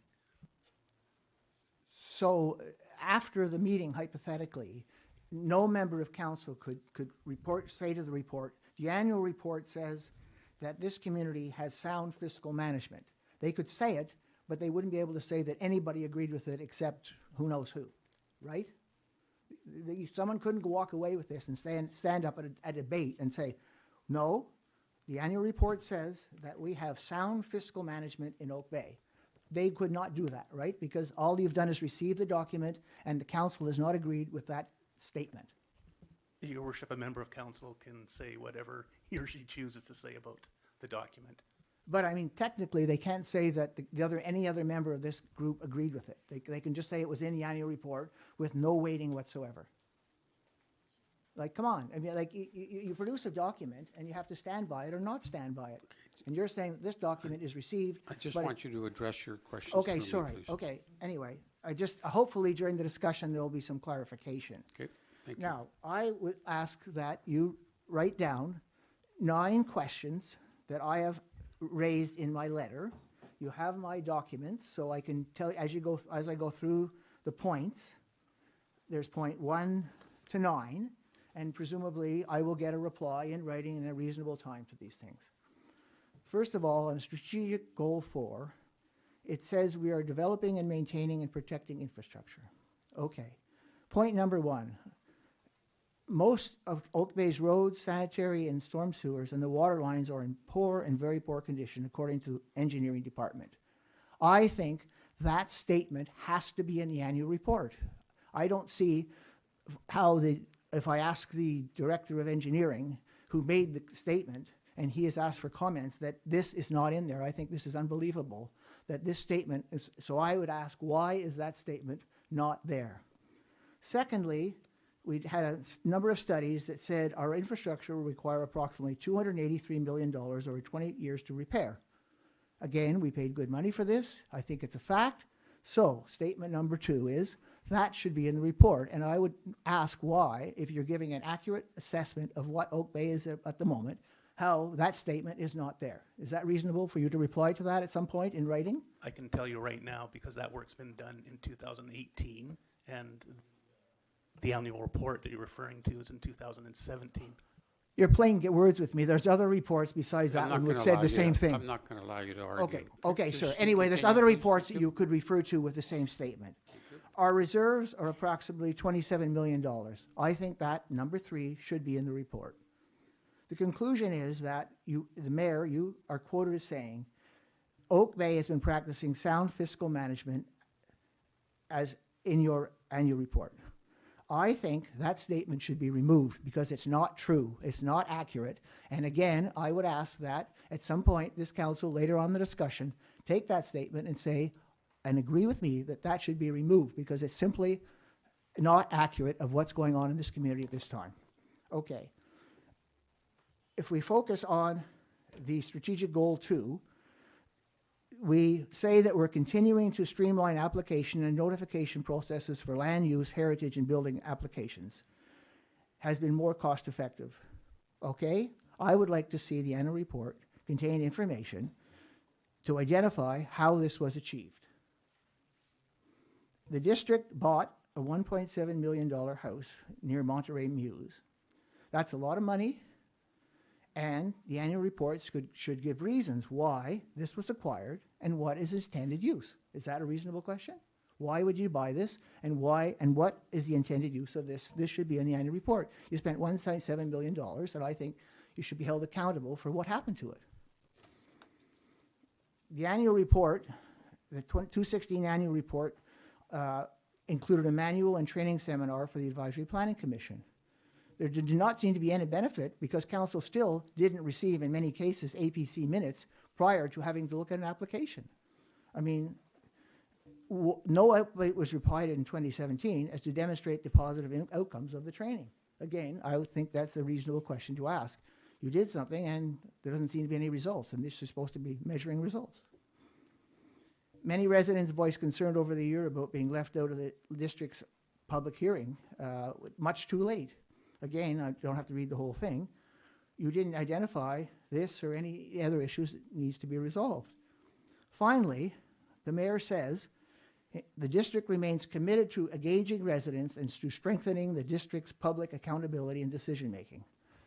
I would like to see evidence to support this statement that you think that you you remain committed to engaging residents, I would like to know where the evidence for this is, or that statement should be taken out of the annual report. I mean, some of it here is living in Never Never Land, and I don't think it's me, sir. Anyway, hopefully the council will address some of these questions at the appropriate time. Thank you. Thank you, Mr. Wilmot. Is there anyone else who wishes to address us? All right, seeing no one else come forward, let's see if there's any questions to begin with rather than comments, because I think we'll save the comments once we have a motion on the floor, if that's appropriate with everybody. Are there questions to staff? All right, go ahead, Councillor Murdoch. Just a real quick one. I know that by legislation, we are supposed to have this in front of us by June 30th. Does this cause us any problems doing it on July 9th, or is this, we still within the boundaries of acceptance here? Through your worship, we're not the only municipality that's bringing this forward in July. The legislation states that it has to be prepared by June 30th, and that was in fact done. Thank you. Okay. Seeing no other questions? Thank you, Chair. Question through you to the appropriate staff member. I noticed that we revamped a number of fees in 2017, but I didn't actually see any mention of that in the plan. In the annual report. And with the revamping of those fees, of course, that's in a very positive way affected the finances. Just wondering why it may not have been mentioned as an achievement. Thank you. Ms. Carter?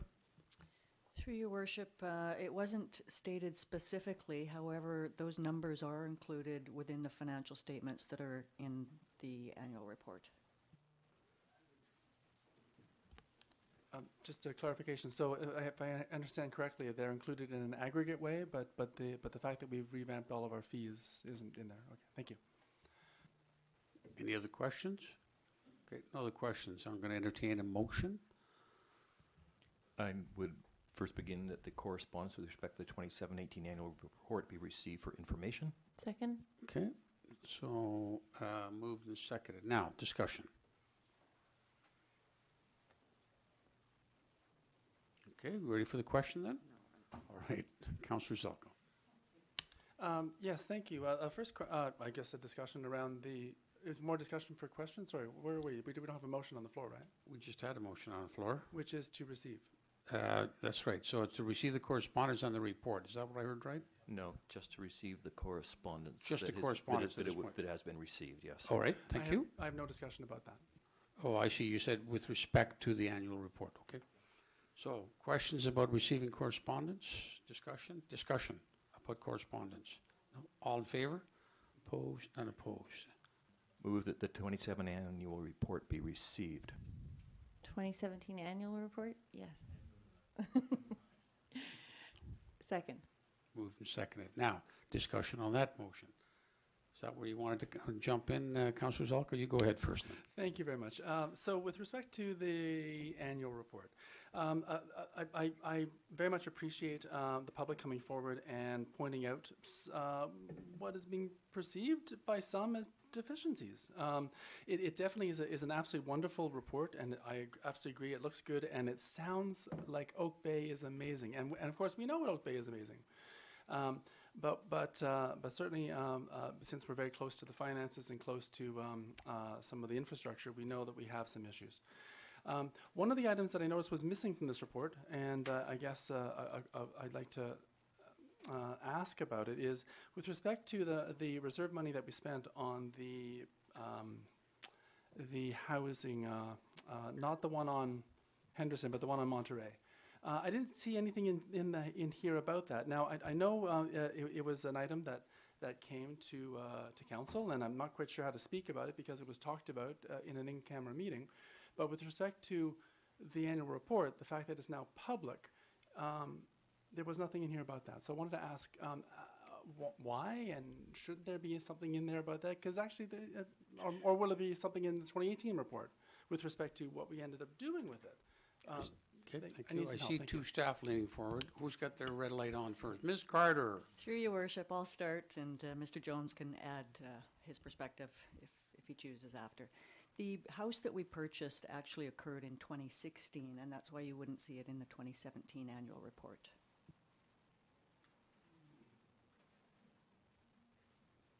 Thank you. Do you wish to make any further comments about the motion? Yes. Okay, go ahead, please. So I have to agree with staff that in the purchase may have occurred in 2016, but I understand that we couldn't in some ways talk about it until it was made public. And I believe the moment it was made public was in 2017. So that's why I would have expected something in this report about it with respect to the public having an idea of what's going on. Even though internally, with respect to our closed meetings, it may have happened in a different year. Thank you. Thank you. Any further discussion on the motion? Councillor Braithwaite, please. Thank you. Again, I would agree with the comments that this is a lovely document. There are a few things I also think that are lacking in this document, and I noticed that in Ms.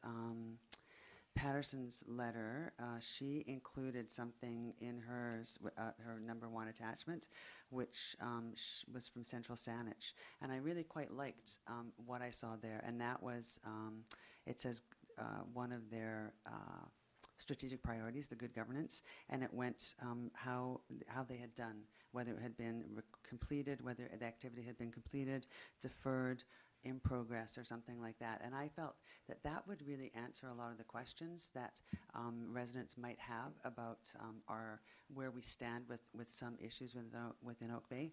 Because when I have to be honest, when I read this, I found that it was all cookies and cream and really lovely things. And not only did I get to read about things once, I got to read about some things 3 times. And that, to me, is not what this plan should be. I don't think it's a good reflection on some of the things that we're still working on within our municipality. And I would prefer, as a resident, to read this and think, you know, great, we've done this good thing over here, but look where we still have to do work over here. So I have a little bit of difficulty with this, and it's unfortunate because again, it is a lovely document, and I like to celebrate the successes that we've had throughout the year, but I think we can't put our head in the sand and not look at some of the things that we do have to work on as far as our infrastructure, et cetera, goes. So I have difficulty accepting this document in the way it's presented right now. So it's going to be interesting to see what other people have to say around the table, but I have a difficult time accepting this and receiving this in this format, and I would like to see some things changed in here. Any other speakers? Councillor Murdoch, please. Thank you, through Chair. I guess like 3 points. The report, just some of maybe some ideas for improving some of the process, and then the content itself. First, want to just thank staff for putting this together. It's quite a beautiful document. I actually appreciate a lot of little fun facts and sort of interesting things of what happens in our community. I think it's sort of interesting just the sheer volume of some of the transactions that happen within our community. I think that's very informative. I really appreciate the effort that's gone into it to make it very readable. It really is. I think you know, listening to some of the frustration about from people about not having sort of a more dialogue-based approach to this. I saw it in the letters, and I went and had a look at the governing regulations for this. And you know, the promise is very clear. It says the goal is to facilitate public access to the meeting and to give citizens a chance to review and discuss the annual report, including the previous year's objectives and future goals. It's really almost a town hall kind of discussion piece intended there. It explicitly talks about the desire, the recommendation there to make it a more informal meeting, to allow people to sit down and talk to it. And I think it's, you know, in future, it would be worthwhile for us to consider that. We haven't done town halls. We've had a couple of motions to have them. We haven't done it. I think this is probably an ideal model for us as a council in future to actually leverage that, right? It's the first chance we kind of sit down formally and look at what we've tried to do, what we have done, what we haven't done, and have that conversation with the public. I think it's an incredibly valuable opportunity, and I think it's a bit lost here, not to throw stones at anybody, but it's just a reality. I think if we're struggling to find times in our year to do this sort of thing, a mid-year check-in like this probably makes a lot of sense, although it's always painful that it's 6 months behind the curve in reality. So the issue I have with the document itself, I think, has been reflected a little bit here. I find it's not structured in a way that allows that conversation. It does highlight, and I think it's really important that we do take the time to celebrate the successes, and we've had a lot of them, and I really, I think I wouldn't ever take any of these out. I think they're very important, but I don't think it does reflect, particularly some of the financial questions. And I would submit that staff are doing everything in their power to drive some of these better practices, particularly around infrastructure. We've had many recommendations to council on that. But I think it's just, I understand this is a positive message piece, but I think it goes a little bit too far in this one. And I guess when I look at that, and I think about that process of doing that retrospection with the community, the only way we're going to drive better decision-making is if we have accurate information. It's the only way, and we always have to make hard decisions at this table, and if the information that we're making those decisions on is everything's great and we have no financial problems and everything's under control, when we have recommendations that are coming forward to say put 1% into our infrastructure fund or more, or to boost the cost, the amount of money that we're spending on roads by $2.5 million a year, those have no chance of having political success, frankly, unless we actually have the honest conversation about what our costs really are. So that's my primary concern here. It's been a long time. It's probably been more than a decade that we've sort of had this, but certainly in the last 4 or 5 years, we started to get the asset management plan and the road plan, the pavement management system. We really have a lot of information now, and we really do. I think we're remiss in not acknowledging that in this document in a more formal way, and certainly in our more generalized political comments to say, hey, these are some serious issues facing us, and we really do have to tackle them. So, I don't know what the process is here. I guess it is as it is, and we have to receive it or not. I just would highlight that there's no harm in telling the truth. We'll get better decision making, we'll get better discussion, and we'll be able to prioritize things in the appropriate way. So there we go. Thank you. I'm going to have a hard time. I don't think I've ever voted in my life against receiving a document, but I think that one section, the sort of the political overview of the rosy picture, I think makes it difficult to accept this one. Thank you. Thank you. Ready for the question? Councillor Kirby, please. I just wanted to follow up on Councillor Murdoch's comments about how the information would be better in the future presented. I think the exciting thing is we just had our meeting this afternoon of the Mayor's Task Force on Public Engagement, and heard from our consultant about how we can improve things. And one of the things we talked about was the annual report and how it can be, the information could be better presented or discussed or shared with the community and can provide an opportunity for engagement. But of course, our staff don't have those toolkits yet. They don't have that direction yet from council. So there's definitely work that we have to do here in order to enable them to provide us with those opportunities for engagement and to make this a more accessible two-way process. So I'm excited about what we're going to bring forward and how there'll be workshops delivered to staff and council if it's approved next week. But I think it's going to be a wonderful new way to engage the community and not have this level of frustration that we experience almost annually. But I also want to say too that this document is, like, every year gets a little bit easier to read, a little bit better, and it's just a little bit more easily consumed. And I can say that in the first few years I was on council, I didn't spend a lot of time consuming it, and I can sit down in a sitting in half an hour. You can sit through and flip through and get a good idea of what we achieved in 2017, and I think that speaks volumes of where we've come from in the last 7 years. And so I just want to thank staff for pulling it together on with a slimmer team than they needed to have, and I really appreciate that. Thank you. And some very nice photos too, by the way. Councillor Zelka, did you want to speak again? If I may, thank you very much. very much appreciate all the work that was put in with a lean number of staff. I completely understand that, with our acting positions, this document, I'm sure, has been very difficult to pull together. And I don't want to take away from that in any way whatsoever. With respect to previous comments from previous years around annual reports, some items that I've tried to bring forward has to do with things like analytics. And I think the example brought forward by Ms. Patterson around a sister district, a central Saanich, just as a way of showing from an analytics perspective, just an idea. Numbers are numbers. It's not good, it's not bad. It's just a reflection of where we are. It's not. Over time, you can see trends, and that's helpful to help our public understand what's going with their tax dollars. And I'm afraid I'm going to have to vote against receiving this document because I don't feel it provides an accurate enough information for our public. So I would love to find if there was a way to send this back to have a little bit more added to it. I don't know whether legislation allows us to or not, but at least I can register my concerns by voting against receiving. Thank you. Thank you. Any other speakers? I'll speak. Okay, I was going to speak last, but go ahead. Go ahead.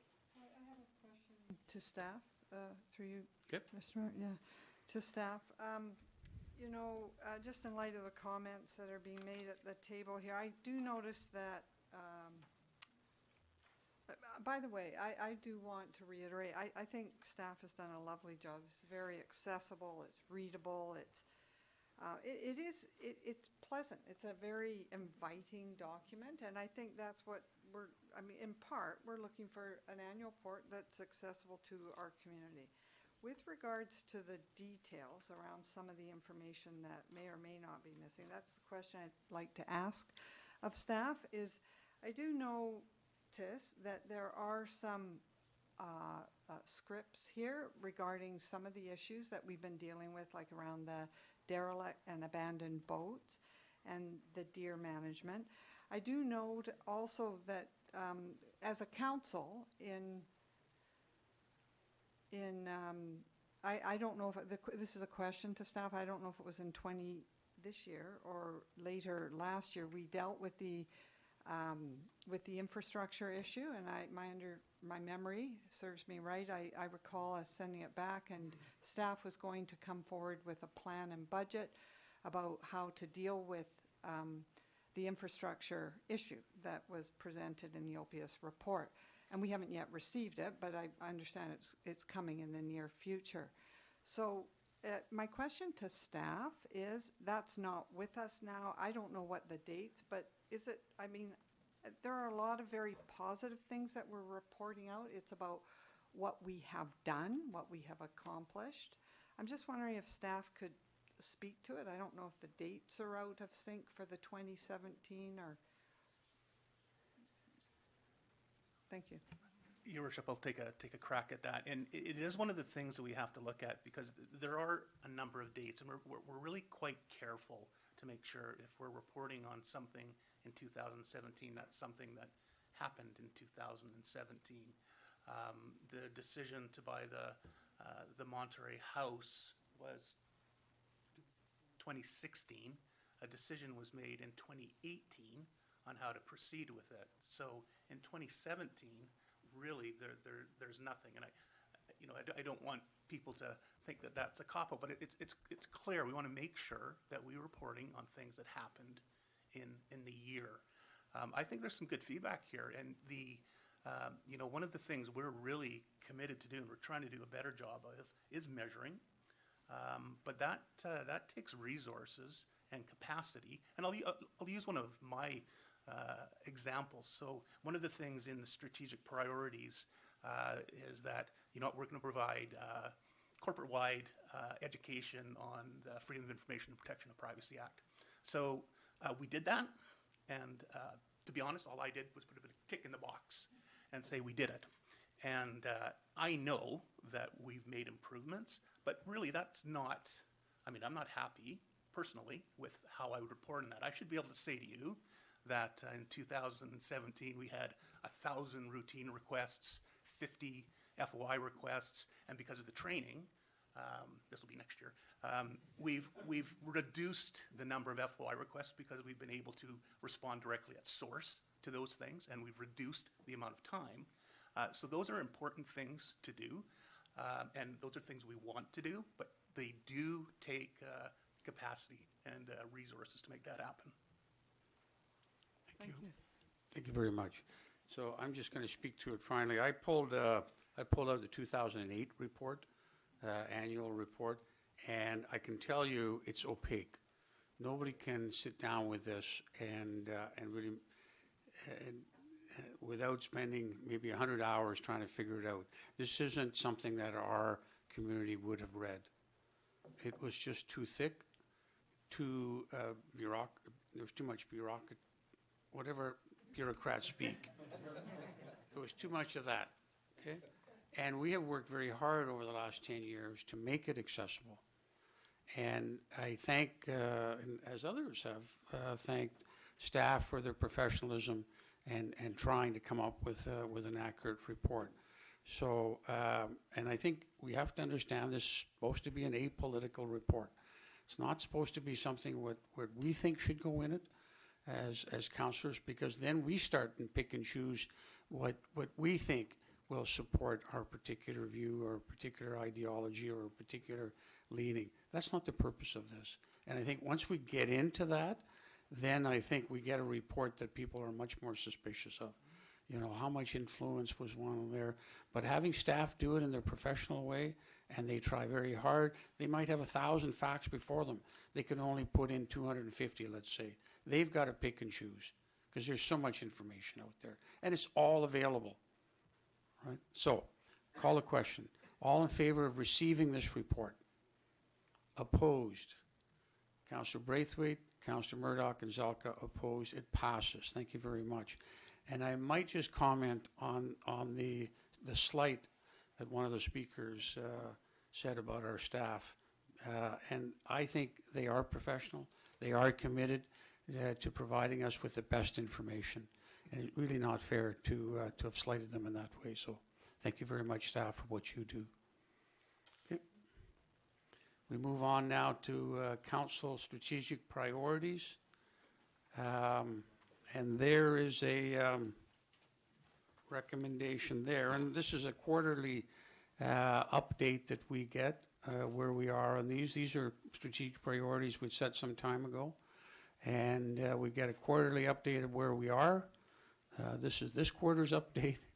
And let's see if there's any questions on this update. And we do have some letters I noticed too. I think we'll receive at the same time. Move receipt. Second. Moved and seconded. Discussion. All in favor? Opposed? None opposed. Thank you very much. Elected officials compensation review. This was an item that was brought forward by Councillor Croft. And this was just to set out and address not only the pending changes, but also options for generally reviewing the existing remunerations. And as it's been pointed out there, there hasn't been a review for quite some time, since '89. However, there have been annual cost of living adjustments, but no attempt to review the job. And I can, excuse me, I can tell you since 1989, the role of a councillor and a mayor and a CRD director has become significantly more complex. The number of committees, the number of commissions, et cetera, et cetera. Just the demand on our time alone has changed appreciably. So there are some, and we have the numbers set out there, and I think these were the ones drawn from the city of Esquimalt, who's done a lot of the factual heavy lifting, if I can call it that. And it set out a number of options should we wish to proceed. We can establish a citizens committee, which is what they've done in other communities, and it's quite effective. And I can say in this community we have some very bright and many retired financial people who can do analysis and the like. We could hire a consultant, or we could have staff conduct a review.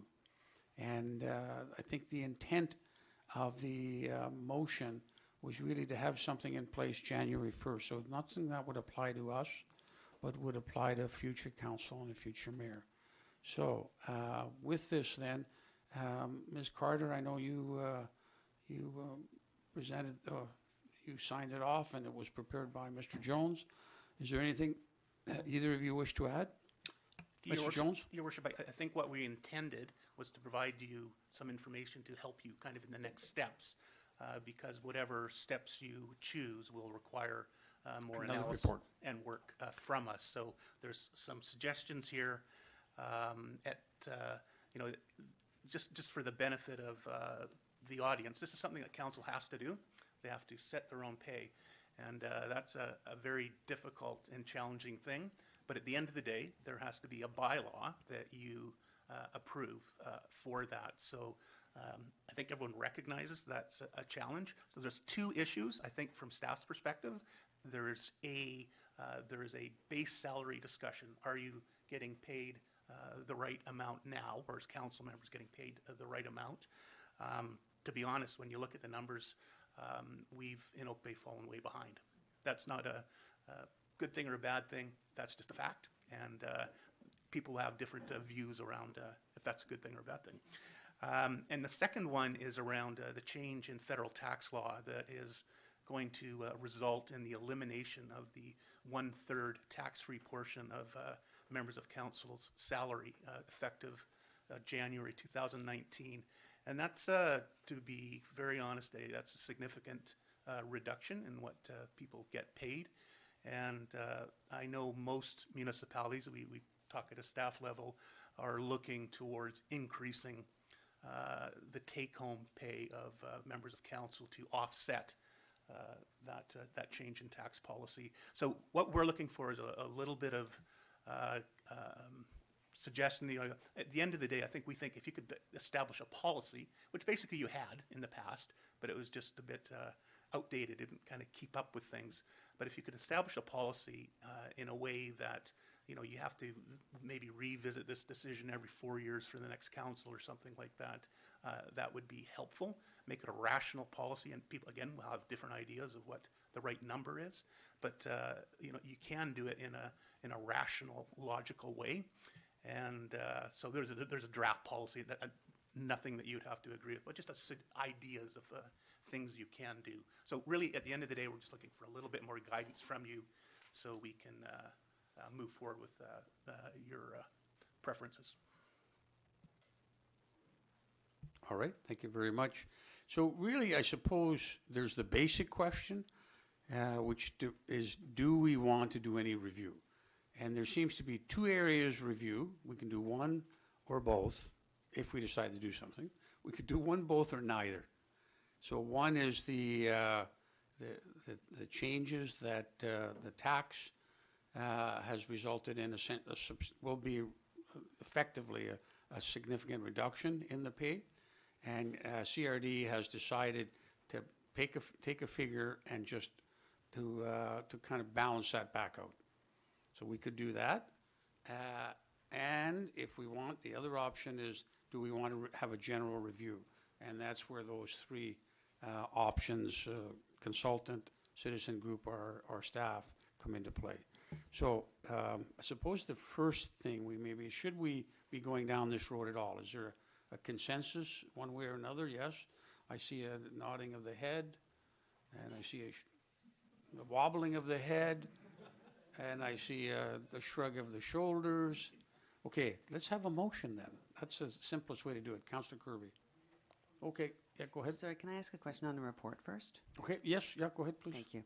So in the report on page 2, I'm sure that this is just me not adding up the numbers correctly or whatever, but it says at, I think it's page 2, it says at the top of page 2, it says, in Oak Bay, without any action, the impact of this change is essentially a reduction in remuneration of 10.858% for the mayor and 8.58% for members of council. Then at the bottom of the page, it says, increase the mayor's compensation by 12.53% and councilor's compensation by 10.3%. So is that taking into account the increase that would come through in January? So through your worship, the first part, talking about the reduction, that is essentially if you do nothing, then that would be the reduction to your net pay. The portion at the bottom talks about in order to make you whole again, that would be the required increase based on the tax rates. Thank you. And then just one other point, because it's something that you said in your preamble, and that was around the increase in work for on the CRD, et cetera. But don't the CRD directors get paid a salary through CRD? Okay. Yep, So that yep, doesn't have absolutely. anything to do with No, but it ours. just talked about the general complexity of the work that we're called upon to do is significant. And I know certainly we have people on CRD boards, we have GVLRA boards, we have library boards, CREST boards, things that in 1987, there would have been a GVLRA, but I don't think it had the same kind of board. There wasn't a CREST radio. There wouldn't have been a water commission at that time. That didn't come till later. So there's a lot more work that we have to cover as a council. So, and as I said, CRD just said, let's bump it up to where, or what you call it, making a person whole again. Now, that's just an estimate of what would make a person whole again, because it really, to some extent, depends on the person's tax level, right? So I think what the CRD did is they picked something in the middle, which would seem to be equitable for most people. So anyways, Councillor Zelka, let's do some questions and then we'll get a motion on the floor, please. Yeah, thank you very much, Chair. Appreciate that as well. If I remember correctly, on the CRD Water Commission, I get $100 for every meeting I attend, and there's 4 meetings a year, so it's highly lucrative. Keeps me well lubricated in coffee. So one of the questions I have with respect to this report on page 2, it says that one item for us maybe to discuss would be to permit expenses to be deducted, as I know other councils do pay their expenses. However, what we have today, I understand from the tax-free portion, is that we basically take care of our own expenses, and that's kind of like taken care of with this little 1/3 free thing. So if we made, as I think the word was used, if we made ourselves whole by returning us to the same compensation level with a 12.53% increase for the mayor and a 10.13% increase for councillors, would that take care of the expenses? Is that the assumption, that when made whole, we would just again take care of our own expenses? Is that the assumption? Yes, through your worship, that's correct. Then thank you. So if, the last follow-up on this, and then one possibility is that, and one thing that I would lean towards would be to make ourselves whole with this simple uplift to the same level that we have today, and possibly look at maybe making it more attractive for members of the public to possibly come forward and be a councillor, because I know there's some people in the public who are actually thinking about it. One way we could make it more attractive is possibly to pay the expenses, maybe for a phone or maybe for something more than just an iPad, possibly. Thank you. Yeah, and that's certainly possible. We do have iPads. We each given iPads, but not a phone. Yeah. So we've already. But what I'm saying is we've already taken a small step towards that kind of thing. Okay. Questions? Go ahead, Councillor Murdoch. Thank you, and through you, Chair. My understanding is with this change, we were not previously able to discount, or sorry, to get tax credit for any of our personal expenses. We are, as I understand it now, we would be able to, given that we're just getting a salary, we could write off some of our direct expenses. Is that correct? Part of our home office, those sorts of things? Yes, that is correct. We would be required to sign a T2200 for you each year that would allow you to do that on your personal tax forms. I'm not sure that it would be of significant benefit to you because there are certain thresholds that you would have to claim. And then there's a bureaucracy of tracking that. You can't just make it up according to the CRA. They'll get you. Okay. So, yeah, that's go fine, ahead. and I appreciate that, and it doesn't compensate for it, but I just wanted to make sure that was clear, that it's not, we're not losing absolutely everything here. We do actually have some aspects of this. Our real expenses can be written off still and against our salaries in the way that 1/3 was intended to compensate for. Okay, so let's have a motion. Got the questions out of the way. Does anyone wish to bring a motion? You had suggested something, Councillor Kirby. What would you like to do? I began by thinking that we should go with the first recommendation, establish a citizens committee, but after reading through the report and considering it some more, I think it would be less onerous for staff and almost more transparent and less political if it were be done by a consultant who, you know, is an expert. Okay, so what you're doing is you're giving justification, I'm going- but we have not heard your motion. No, and so I'm going to make the motion, I guess, then to hire a consultant to make a recommendation. Okay, and And that, I guess, and then further to that,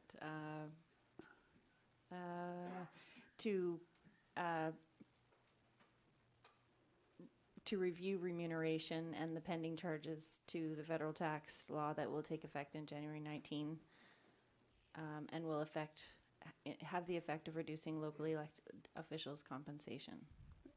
That's part of the options, but it doesn't sound like the recommendations. And to do that using a consultant. Yes. All right. Does that make sense? Do we have enough there Following the for a recommendation, motion, but it doesn't Mr. sound Jones? like the best motion. Your Worship, I think I get where council wants to go. You need to be aware, though, after tonight, we have 3 council meetings left. One next week, and then one in September, and one in October. And it's going to be a real challenge to bring a consultant on. And, Okay. do That's less. So that's have 3 more meetings after onerous tonight. than. Okay. So I need to ask a question then before I make the motion. Well, it hasn't been seconded, so it's not on the floor. Okay. So may I ask a question of staff? Yes, go ahead. I would ask, what is the least onerous of the 3 options? Through your worship, we've canvassed some of the other municipalities in the region, and most appear to be going the way of bumping the salary up to make it whole again. That would be the least amount of additional work for staff. All right. Well, I'd like to do that, but I'd also like to follow the draft policy as well, the recommendations in the policy, because I see great value in those. Especially given that we are leading up to an election, and I think this is wise that that this council decide things for the next council rather than having the new council have to decide on their own salary and remuneration. It just doesn't seem appropriate. Can we do it one at a time? Can we do it? It might be better to have a motion to do with bumping it up to make us whole. And then the second one would be the policy. All right. Would that be better? That's fair. In case there's some people who like one and not the other, might be just cleaner. Okay, so what is, the motion is? All right, I'll make the motion that that staff be directed to increase council remuneration in January 2019 to Compensate for the changes in the... Compensate for the changes in the tax law. Now, you were going to say something, Mr. Jones. Your Worship, I probably shouldn't, but I need to. So really if you're interested in looking at the base salary, and that's important too, then the thing you would do first would be to increase their base salary, then look at that, the increase on top of that, because otherwise, relative to, you know, if you're going against comparators, you're going to go backwards. I'm not saying what you need to do with those or not, just to let you know that that's something you need to consider. But I think the intention of this is to have an immediate bump up January 1st for the new council to compensate for the changes in tax laws. Then that new council on January 1st, 3 years hence, okay, so that would be 2022, would then engage in a full review. Is that what the, no, okay, well, do you want to vote it on it one at a time? Do we have a seconder here for this motion? Okay, so the motion now on the floor is to make council whole to deflect essentially the change in the tax. Now, Councillor Croft, No, that's the motion on the floor. Thank you. No, I can't support that motion. I think that what we need to do is look at the base salary, because by the time you've done the base salary, you will have included the bump up in it. And there's no point doing a two-step when you can do a one-step. I think that directing staff would be the correct way just to deal with this. We have a report that has been filed by Esquimalt. It's a review of municipalities that are similar to ours, and it would be a much simpler and a quicker process considering the length of time that we have to get this done. I also considered doing the citizens review because I thought in the time that we have, it might be useful to turn this over to a citizens review with the support of staff. But I still think the remuneration package is where you begin, because you can include that bump up, or whatever you want to call it, in that, because at the end of the day, it's how much money do you get starting January 1st next year, not January 1st, 2023. Thank you. Okay, so I'm just going to, I know you have a point to make. I'm just going to ask Ms. Varela, because now you've been here 13 hours and 15 minutes, and you're an extra pair of hands and a big mind to help us. Is there the capacity to, if we wanted to go down this suggested route of actually having staff with the possibility of having some citizens' advice, is there capacity to do that over the next 3 meetings? Thank you, Your Worship. I'm going to shoulder check right, but from what I've seen in my 12 hours, I would actually say unlikely. Okay. All right. Mr. Jones is going like this. I thought I might have been, I'd be able to isolate you on that one. Okay. Yeah. Well, that's what I thought. So that's the conundrum we're in, given the short timelines that we have. Would it be possible to do it with a consultant? If we were to go down that road, I mean, just the possibility of it, that takes, I know it doesn't take all the load off staff, because you still have to manage it, find the consultant, manage the consultant. Your Worship, I mean, you can use a consultant. I think you're still going to be hard pressed with the number of meetings. And saying that, you've got the data that was prepared by Esquimalt. They've done your work. So these are just simply difficult decisions, and councils are put in very awkward spots making these decisions. Maybe someone will say, just get paid what Esquimalt gets paid. We'd all be happy with that. Councillor Murdoch, sorry for that long interruption. Well, I'm having a bit of a problem with this debate, because I think it's twofold, and they are a little bit separate. One is, do we want to make up philosophically the difference in the impact of the taxes? I think the answer to that is yes. I would argue that that would not be different in terms of percentage between the councillors and the mayor, because it does really depend much more on the overall salary. So, saying that one gets paid more and should have a higher percentage, if we just increase everything by a flat percentage across both sides, I think makes a lot more sense to me and much simpler. I think we can probably just choose a number, frankly, based on this. We can just use the 10 or 12%, something. Let's make a decision, move on. I think the other question, though, is the change of the rate of pay and the means of assessing that. I would treat that with a fair bit of caution and, frankly, take a bit more time to consider that. This is, I guess before I start into that, I do want to raise again a point I raised when this first came forward. I am very cautious on this one. We are, as a municipality, not directly, but through the Greater Victoria Labour Relations Association, in terms of negotiations, and when the pay bump went up, not for the board, but for exempt staff, that was flagged by the union as part of their thing of not wanting to move forward with negotiations. So it's always a bit of a dangerous thing to be voting yourself big raises at the time when you're in the middle of negotiations.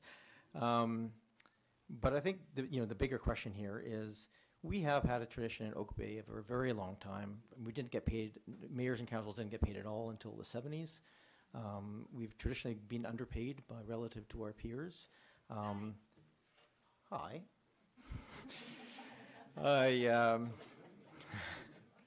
But I think it's also recognized that that is not a negative thing in many ways. It's a very positive thing. I think it has attracted over the years people who have come to this community to serve and not for a job. And I'm not at all convinced, looking at the quality of service that you get from councillors in higher pay or lower pay positions, that you get better service when you start paying people more, and people hold on to those as a job.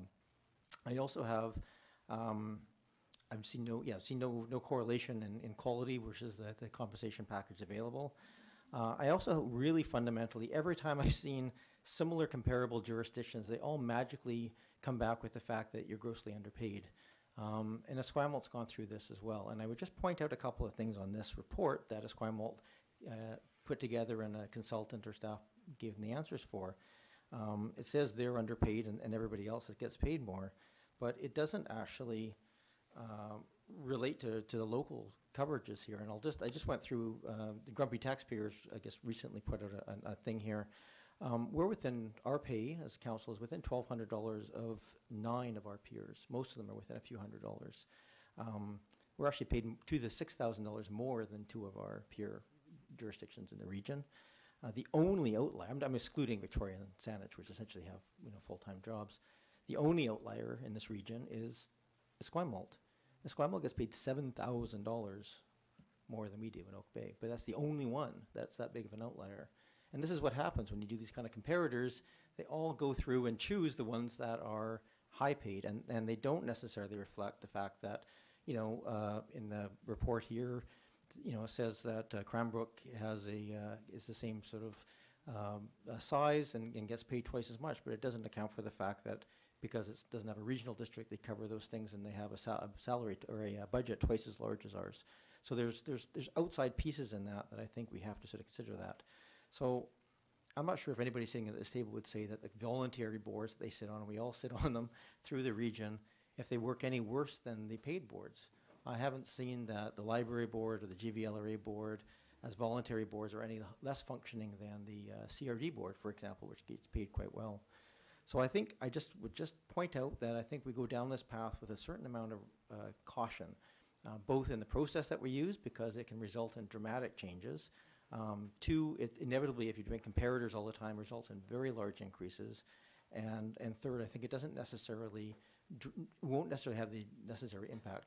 The argument I would make in favor of it is it might allow some more people who have lower incomes to run for it. I think that's a very valid argument.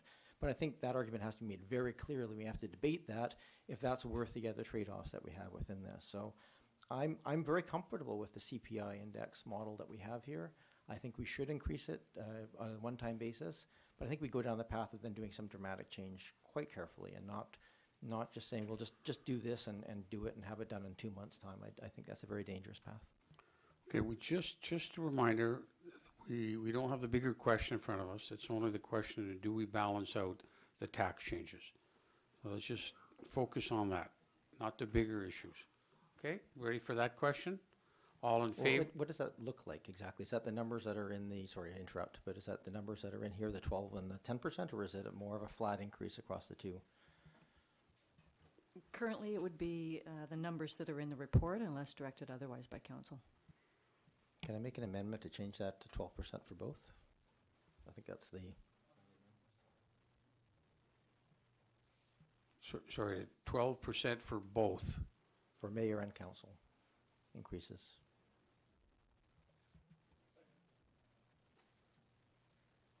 Do you see where that is then, Ms. Carter? Okay. Okay, so as amendment to the motion. Discussion?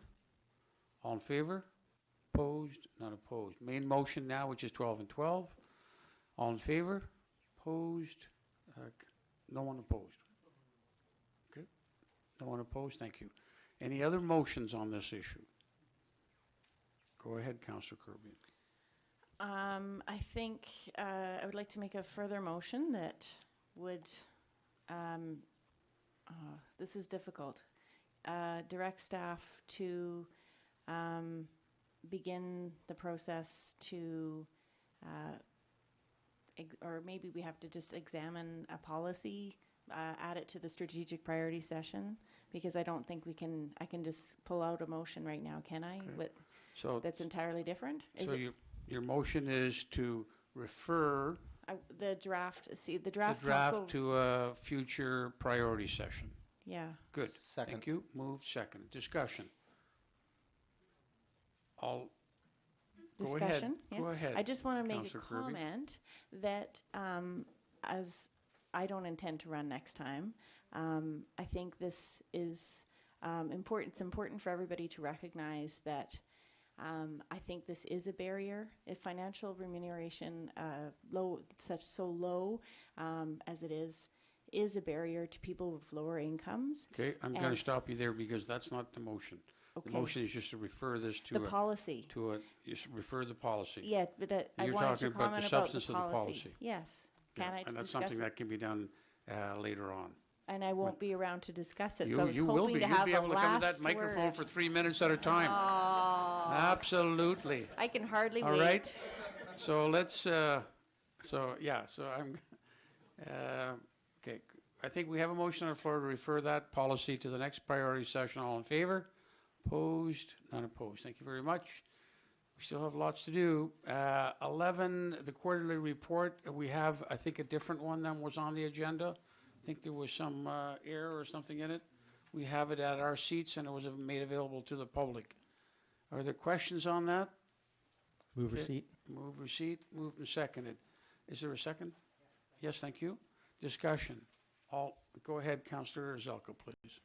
Thank you very much, Chair. I very much appreciate getting this sort of information. Thank you so much to the staff of Building and Inspections. I wanted to ask you, is there any way of getting this in electronic format, such as via Tempest on the website, such as some of our sister and brother organizations have in Victoria, for example? I wanted to ask whether that was possible and what it would involve. Thank you.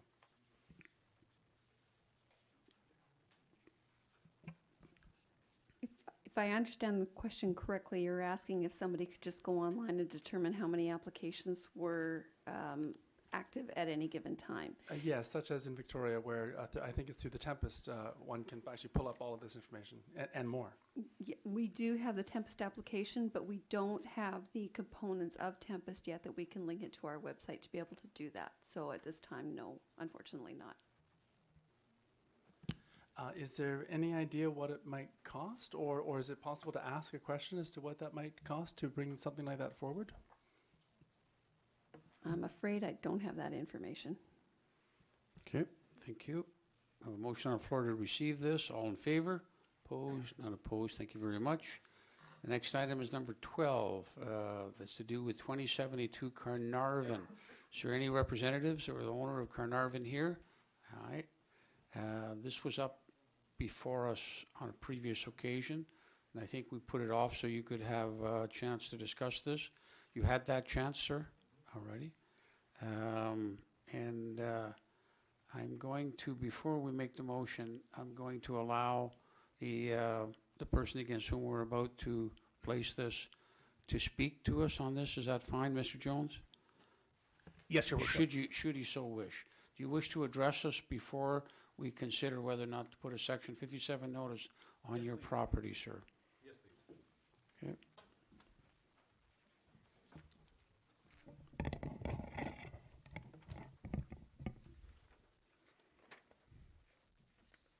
So once again, I'd just like to say thank you very much for allowing me the opportunity to speak.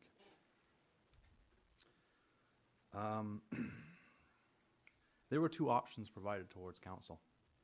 The first option was to put Section 57 on title, and the second was to do nothing. So I just want to clarify that first, because my request today is that you do nothing. And the reason why is because, in hindsight, I've had a lot of time to reflect on how this came to be, how I got into this predicament, and it was not due to any flagrant infraction of the bylaws. We purchased our house in 2015, and at the time that we were looking at this place, because it came on the market twice, we consulted with a contractor to build this deck, and he advised us that we did not need a permit. Based on his knowledge at that time, the bylaws changed in 2015, in which RS5 and RS4 properties were no longer permitted to have any variances done to the size of the properties. It changed then.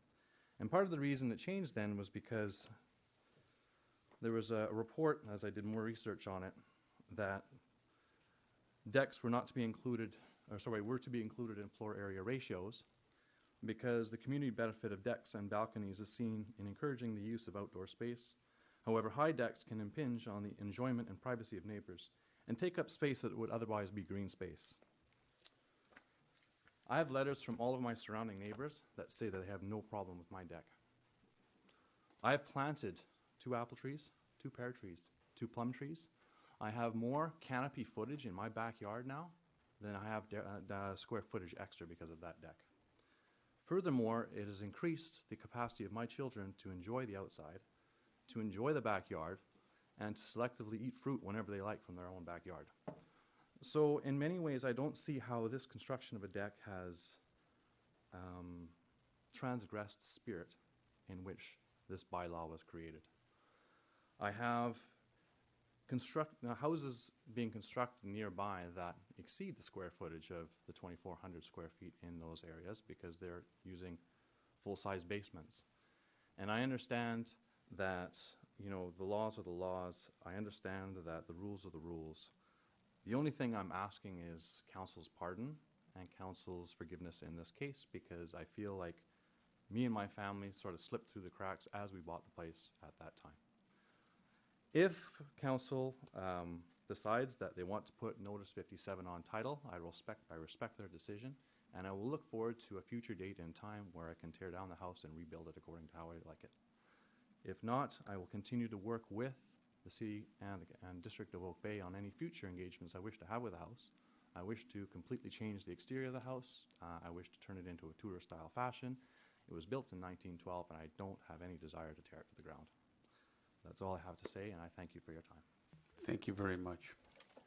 Okay, council, what's council's desire? We did have on Barclay Crescent a very similar situation where someone had overbuilt a deck, and there was discussion there as to whether or not we were prepared to entertain a zoning change, a site-specific zoning change, and we didn't, and there was title on that property. So I point that out because I think that gentleman had the consent of his neighbor too,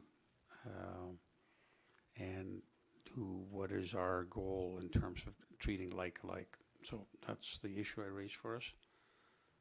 Councillor Braithwaite, please.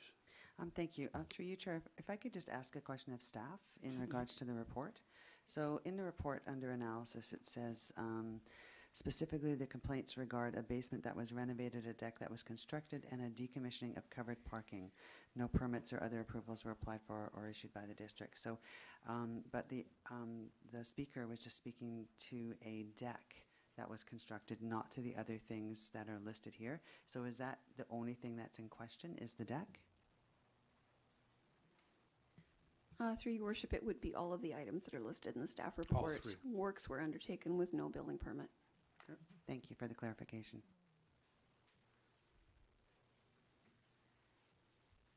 Motion, please. Before I make a motion, I have another question. I just want to confirm that was true. I got a very puzzled look from the applicant, who seemed not to agree with that answer. So I think it's probably worth just clarifying that before I move forward. Any other question I have? I'll wait for a second. Oh, it's okay. If I just, sorry, I know you have to have that conversation, but very quickly, is there also a, I mean, the purpose of this in many ways is just to notify the next buyer that there is an infringement on this house. So if we don't do the Section 57, is there any mechanism by which future buyers, if the current owner doesn't change it, would know that there's a bylaw infraction on the property?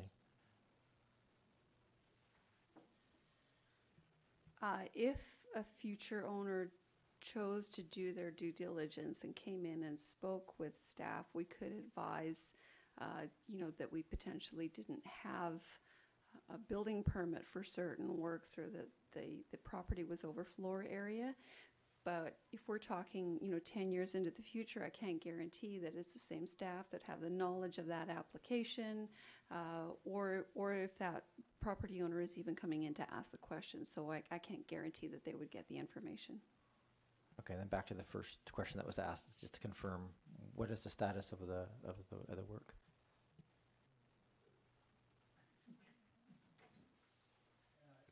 Good evening, Mr. Murdoch. The rest of the work was taken care of by the homeowner through a permit. the garage was reinstated, the work that was done in the basement area without permit was approved through a permit.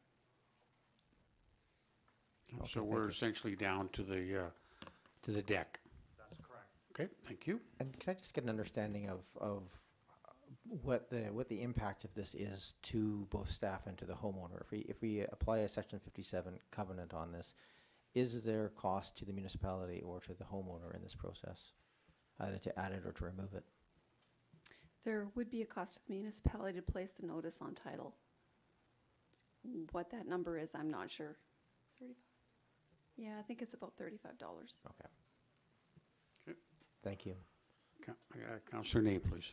Through you, Chair, to staff, I was just wondering, for the homeowner to have, let's say the Section 57 notice was imposed, what does it take to have it removed? At a future date, if the homeowner brought the property into compliance, then they could ask to have that removed from title. And then just one other question. Help me understand, other than the Section 57 giving a future homeowner the opportunity to understand what's happened, are there any other negative impacts for a property owner to have a Section 57 notice on their property? At its basic, it's really intended to be a flag for anybody that might have an interest in that property. So whether it's a future property owner, whether it's a mortgage holder, it just identifies for them that there is something linked to that property. What they choose to do with that information would be completely up to them. Thank you. Okay. All right. Ms. Carter, did you want to add something? Through your worship, just to make sure that council is aware, the other potential impact would be on a property that has property tax deferrals. Not sure how the deferment office would view that. All right. Yes, Councillor Murdoch. Nobody wants to touch these ones. Because it's, I think, you know, the idea of putting a Section 57 notice on a property feels mean, frankly, and clearly there's no malintention from the homeowner.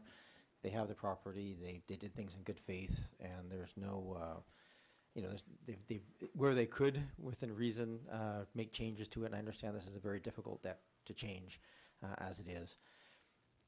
However, I think, you know, as the mayor pointed out, we have some obligation in terms of consistency here. We have, in other cases, put forward a Section 57 title on houses where they've had, you know, illegal builds, and the understanding that those will be taken down at some point because people would be aware of it. I think, from what I'm reading around the table in terms of the sort of the slouching body posture and the unhappiness with having to go through this, is that I think, you know, coming back to this, if there was some onerous piece that you came across and having a rediscussion with the council would probably be favorably received, but I have a hard time, as painful as it is to not approve the Section 57 notice on this title. It's just very consistent with our practices across the board, and it is not a reflection in any way of you know, trying to wag a finger or do anything else. It's just to make sure that there's awareness on the part of everybody that this is not in compliance, so that any future buyer, any future person doing work would be aware of it. So I'll make the motion to apply the Section 57 title. Second. Moved and seconded. Discussion. See, go ahead, please. Councillor Kirby. I just wanted to point out, as Councillor Murdoch said, this does feel very punitive, especially considering there was no intention to this, and there really are no consequences if it was safely built and it can be inspected to be, you know, found safe. There's no threat to health and wellness to the community. So I struggle with this. I also struggled with the previous example which you mentioned at the outset, and was not able to support that at the time because I felt it was overly punitive and didn't really leave us with any kind of positive resolution for the community, considering the neighbors didn't find it offensive after, you know, they worked things out. And so, you know, this feels, it just frustrates me that it doesn't seem like a very effective process to manage these kinds of issues, and I wish there was an alternative, but we have the Local Government Act, and a very antiquated process here, and I think our bylaws also reflect that antiquated process, and that's why I hope the next council will get to work on amending our bylaws and making sure that they're brought up to date and finding ways to be more flexible as a community and more amenable to change like this. This just doesn't feel right. Thank you. Are we ready for the motion? Okay, all in favor? Opposed? Councillor Kirby opposed. It passes. Thank you very much. Number 13, secondary suite report. And I take it, Ms. Jensen, you're going to, well, you did the report, and you're the manager of planning, and you give us an overview as to where we are, how we got here, and I see your recommendation is that council approve the terms of reference and direct staff to initiate secondary suites process. Just give us a little background and kind of remind us on how we got here, please. Thank you, Your Worship. So as Council saw earlier this evening, your 2017-2018 strategic plan includes an action item to undertake the regulation of secondary suites in Oak Bay. That initiative was to be undertaken following completion of the proposed heritage conservation area. So in March of this year, Council also requested staff prepare a report outlining the work plan for this project, including timelines, next steps, policy, or lead staff, and public engagement for undertaking the project. Staff subsequently brought forward a report addressing those items and indicating staff would be available to focus on this process beginning in July. The report in front of Council tonight identifies the terms of reference for proceeding with the project, the timeline of which mirrors that which Council saw in the March staff report. Essentially, staff are anticipating a project that would take approximately 12 to 14 months to complete. It entails a comprehensive review of background information and setting a public engagement strategy, undertaking opportunities to consult with the community, and ultimately to prepare a draft strategy for review by Council and the community. We will be looking to retain a consultant to assist with select items of that project. Should Council approve this terms of reference, we will be preparing a request for proposals to retain a consultant over the next few months. Thank you very much. Questions of staff on this report? Okay, go ahead, Councillor Murdoch. Questions, please. Thank you, through you, Chair. Just a quick question. The terms of reference include, amongst the secondary things, conversions of heritage and character buildings. And I know that process being more of a sort of a rezoning and redevelopment process. So, but I also recognize in the OCP, when it talks about that, it mentions suites as one of the options for character homes. So is this meant to be a comprehensive piece of character home redevelopment, or is it really just suites could be in character homes as much as they could be in any other homes, and it's there because it's in the OCP? That would be the latter. We really have tried to take a comprehensive look at the official community plan to identify where secondary suites have been addressed. That then helps provide the background documentation for us as we start to analyze and pull that information forward to work with the community. Okay, thank you. And the only other question I have here really is, I just in the terms of timelines, I noticed that the Advisory Planning Commission is being seen here as the very logical overseer of this process. But do they meet at all in the coming 2 months over the summer?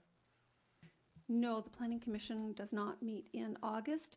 However, I would anticipate that over the summer months and leading into September would be staff selecting a consultant, bringing that forward to Council, and pulling together that background documentation. So there would not be any public engagement or any decisions being made until the fall. Okay.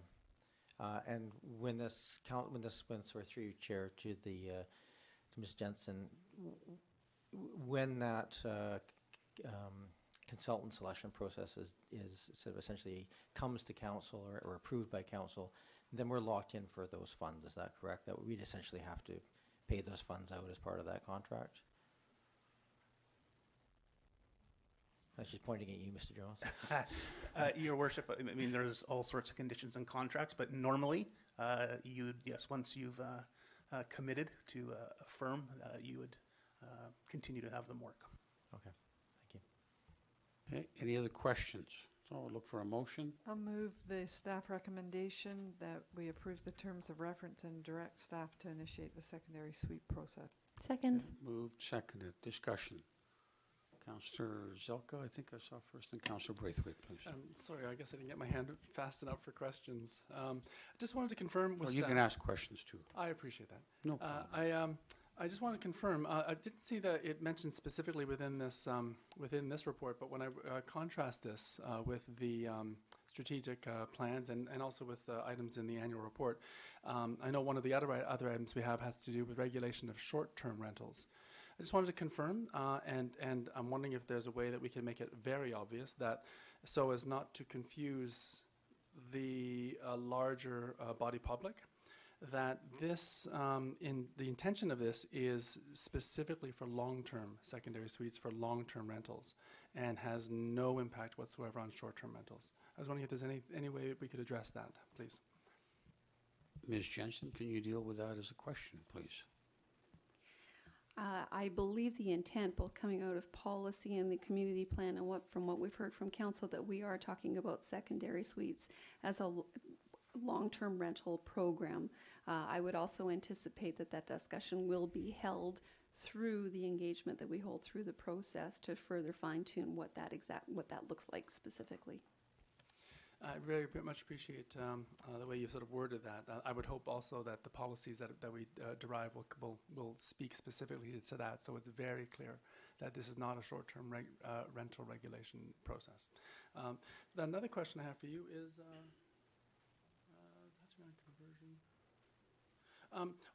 with respect to some of the secondary suite approaches taken in other districts, and some of the other ones. Oh gosh, was it over in, I forget exactly where it was. What they noticed was that upon implementing the policy, maybe unbeknownst to some of the initial studies, since there was so much work done in policy and bylaw and everything was sort of done within, is that as soon as the policy was implemented, many of the members of the public who had what I guess are termed illegal secondary suites, maybe their expectations weren't met because suddenly they had a $50,000 to $75,000 bill on their hands to bring their building up to the requirements of the policy brought in place. So what that ended up happening was that many of those illegal secondary suites were simply shut down on one hand, but on the other hand, other areas quickly went and changed their policies to modify and downgrade the policies built in or initially discussed. I was wondering whether staff has anticipated what might occur upon the implementation of something like this within the Oak Bay context, please. I would go so far as to say staff is not trying to anticipate anything. Rather, we want to be doing a very comprehensive analysis of what this means for Oak Bay. So what do we have in terms of our own policies, our own documentation? How do we go out and collect data from other municipalities as to what has worked and what hasn't? We need to pull all of that information together first and then make some decisions from there. And final question, through the chair. If I recall, it was 2016 or maybe 2015 when we had something similar, in fact, same color as these terms of reference, called the infill terms of reference. That was trying to achieve a similar purpose to some extent. Unfortunately, well, how do I gently say, kind of fell apart from my perspective. Now, this is my terminology. It may have been termed something else by others. What is the intention here, or what does staff anticipate? And I don't want to put it that way. What will be done differently with the community engagement here versus what was done, say, 3 years ago to help ensure success? Is that a nice way of putting it? It is a way. Ms. Jensen, can you handle that question, please? Well, as laid out in the terms of reference, one of the things we want to do with the assistance of a consultant is to put together that public engagement strategy. So again, we don't have anything concrete at this point in time. We need to build that upon approval of the terms of reference. Okay, any other questions? Oh, no, we're on. We do have a motion on the floor. Sorry, so you can comments, please. Yes, Councillor Braithwaite, that's where we're at. Thank you. So thank you for bringing this forward. Again, it's great to see that we're looking at a strategy for around secondary suites, but it would be better, and I know I'm going to sound like a broken record, if we were looking at a strategy, a complete housing strategy. And so again, I find myself torn because I want to support something like this moving forward, but I want to support it moving forward in a bigger context, in the complete housing strategy context. So unfortunately, I know that this will move forward because I understand how my colleagues have voted on this before, but I still have to vote against this only because I would prefer to see a more complete housing strategy moving forward. And I think to perhaps Councillor Murdoch's point, if this gets to a certain point in the process and a new council comes in and that new council determines that they want to have a housing strategy rather than just a secondary suites strategy, then is that money that was earmarked for a secondary suite strategy, that's hard to say really fast, do we lose that? So I have a little bit of a concern there. So again, thank you for bringing this forward, but I am going to have to vote against it. I'm still holding out for that more complete housing strategy. Thank you very much. Are we ready for the question? Councillor Murdoch. Oh, you've already spoken? Okay, well, why don't you speak now, then we'll go to Councillor Murdoch. Thank you very much. Please. I am thrilled to see this moving forward. This is something that I've wanted to see for 7 years, so I'm really happy to see this finally getting close to a bylaw change. And while I understand that there's desire for more change and more of our bylaws to be adapted to reflect the new OCP, I think that the staff we have and the challenges we've faced with a fairly lean organization have made it impossible to move forward. And so let's just keep doing what we can do and achieving what we can. And I hope that the next council will continue this process and move it forward to reach completion. I'm sad that I won't be there for that. Well, I'll be at the mic, but. You'll be the 3-minute woman. Oh, boy. Thank you. Or maybe at committee of the whole you might get or less. Councillor Murdoch, please. Or less, yes. We should always strive for less. That's always a good thing. So I'll just raise a couple of points here. And I have some thoughts that maybe we can actually, we've had a pretty 4-3 split kind of on this issue, and it'd be nice to find something we can have a little, it's true, on this issue, but I think it'd be nice to get a bit more consensus if we can. I have fiscal, strategic, and sort of timing, concerns around this that maybe we can address. My question earlier, I think the $60,000, I think, it's a significant amount of money for us as a jurisdiction. I would not like to see us in a process that locks us into that, given that it's going to be the next council that has to take this on and run with it. From a strategic perspective, just realistically, this doesn't have time to complete. It doesn't mean we can't have a meaningful start to this process, though, and I think that's probably the second part of this piece. But I do think I am very strongly on the side that I think we need to have more broader housing discussion than just secondary suites. I note in the OCP on page 74, it does specifically say that secondary suites satisfy the needs of only a small sector of the population who want rental housing. Many people, particularly older people, regard such suites as unsuitable for their needs, lifestyles, or expectations. So I hold that dear. I think we have a lot of other things that we could be doing that would address the broader housing needs of our community. It doesn't mean that we can't do anything now.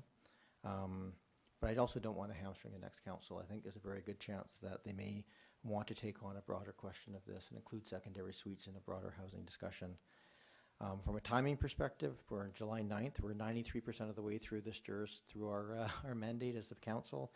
We've had 44 months or so to tackle this issue, and here we are, not being able to complete it, but being able to start it and essentially commit money, but not finish anything. The timeline as it works out sort of comes to selecting a consultant probably around October 19th or something, probably just about a day or two before the election. So I think from a timing perspective is very difficult. And if I look at sort of where that actually plays out, the time of laid out for consultation selection and public input on this, it really goes from August to November if we start this now, according to the timeline laid out here. That's not the most ideal timeline for consultation process with a consultant in there. And just carrying that forward, you know, if we start the process, the consultation pieces now and commit the money with the new council, I'd feel a bit more comfortable with that. But we do, as the OCP lays it very clearly, we need more housing options in Oak Bay. Our community needs a vision of housing that meets our community needs. I think if council agrees there's other housing options needed, we can maybe look at this a little bit more holistically, in the sense that we could look at this. There's a fair bit of work that has to go on here from staff in terms of doing some research and pulling information together. I would probably look at changing this to approving the terms of reference, but deferring the unrecoverable amount of money being committed until after the election. I think we've waited, what is that, 44 months or something to spend the money, 46 months. I don't think it hurts us to take another month or two, and we can do a lot of the work in the time being. So I'll actually make the motion to that effect, to, as motion as made, but not to spend the money until after the election. Or not to commit to a consultant until after the election. Second.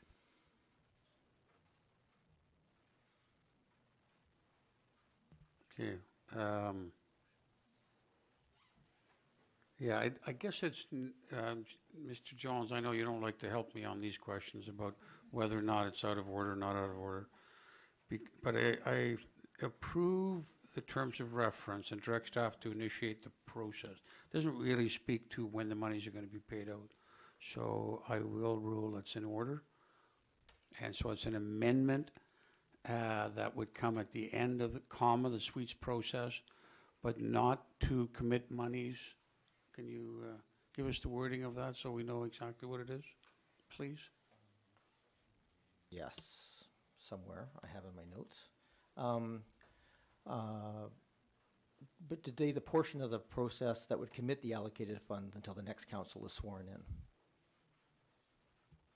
Essentially allowing the next council to apply the funds. Which would mean that you can't hire a consultant. Okay, so if that's the purpose, the initial motion embedded in there was the hiring of a consultant. Is that a fair assessment, Mr. Jones? That's correct, Your Worship.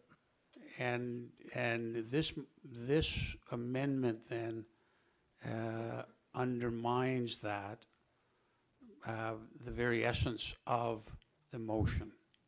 So I think the proper procedure is for you to defeat the current motion and then bring a motion that talks about a different process. I think that's the fairest way to go. So because of that, then, because the amendment directly undermines the essence of the motion, I will declare it out of order. So, okay. Now, further discussion on the main motion. Yes, go ahead, Councillor Ney, please. Yeah, I'm going to obviously, vote in favor of the motion. And,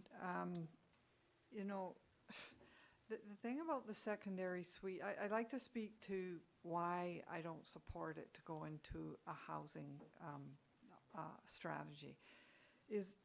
One is the community has already spoken to this. The majority of the community has said that they want us to move on with secondary suites. We've got that data. The suites already exist. They're the low-hanging fruit in this community to provide housing options, which are needed. We need them in this community and we need them in the region. It's not just a housing problem, it's a housing crisis, as it's been described to us by the experts. So, yeah, maybe a suite is not for a senior person who's looking for a more upscale, but they certainly do meet the needs of a lot of people in a certain income bracket. And so the other thing about why now and why are we doing this, we said we would. In this term, we said it. We all agreed as one of the, there was consensus at the council that we identified this as one of the strategic priorities. And that's why we're doing it right now. It's not pushing it. It's the commitment this council made to move this project forward, and that's what is going on here. I'd be really concerned about not locking into the commitment, because I'm getting the sense at the table that to get in, Councillor Murdoch, you're going to pull it and get it into a housing strategy. That's very obvious, in spite of all the other reasons that you said at the table. And I don't think we should be wrapping this around election cycles. There's not any problem with this timeline that's been laid out by staff. The fact that there is an election doesn't interfere with the work that the consultant would do before the election or after. It's a very logical sequence of events that you would use to implement the secondary suite. So for all those reasons, I'm going to vote in favor of the motion. Thank you very much. Any further discussion? Councillor Murdoch, please. I will just, I don't want to rehash. I mean, I think there's valid arguments on both sides of this issue. Like I've said many times, I'm very supportive of legalizing secondary suites, and I've said many times my preference is to do that as part of a broader housing discussion. I think it's just healthier for the community. I think it addresses far more housing options. However, I'm just looking at this very rationally from a you're right, Councillor Ney, if I get elected in the fall, that is my priority, absolutely. I've said it clearly and often. One of my top 2 priorities is to tackle our broader housing options in our community. And I look at that, it is a huge job. I mean, it's not just saying aspirational goals, but actually laying out housing options that we can actually build and get it done in one term. And the reality of that situation is that if we go down and spend 14 months is perhaps a bit optimistic, we're a year and a bit into it, it's almost impossible then to tackle that. So I do worry about that. I think that would make it very difficult within a single mandate to get to that big question, and that's why we're really looking at, in that situation, we're going to essentially have $60,000 committed to a very small portion of the overall housing needs, and I don't think that's fiscally wise or beneficial. But I'm being upfront about that. I think you're right to call me on it. That is absolutely my motivation here. Thank you. Thank you. Are we ready for the question? Thank you. All in favor? Opposed? Councillor Braithwaite, Zelka, and Murdoch opposed. It passes. Thank you very much. Thanks for staff for bringing this to us. Water conservation plan. And we see Mr. Haran has bringing this forward, and it really, the raison d'etre for this, or the driving force, is right at the beginning. In order to address some reporting requirements required in key infrastructure grant programs, and he sets some out. We have to proceed with a plan of this nature. Mr. Haran, it's a fairly complete report. Is there some things you'd like to add to it, please? No, Your Worship, your intro, I think, captures it. We're just seeking an endorsed document that we can use a prerequisite for grant funding, and the policy that's attached meets that aim. Thank you. Move approval. Second. Okay, and that's to endorse the water conservation plan as described. Discussion. Go ahead, Councillor Zelka. Thank you very much, Chair. While I will be voting in favor of this, I do wish to just throw my 2 cents worth in, please. As the CRD Water Commissioner appointee from Oak Bay, having input on the water conservation bylaw of the CRD as a result, one of the problems we encounter at the CRD Water Commission is that people aren't using enough water in the capital region.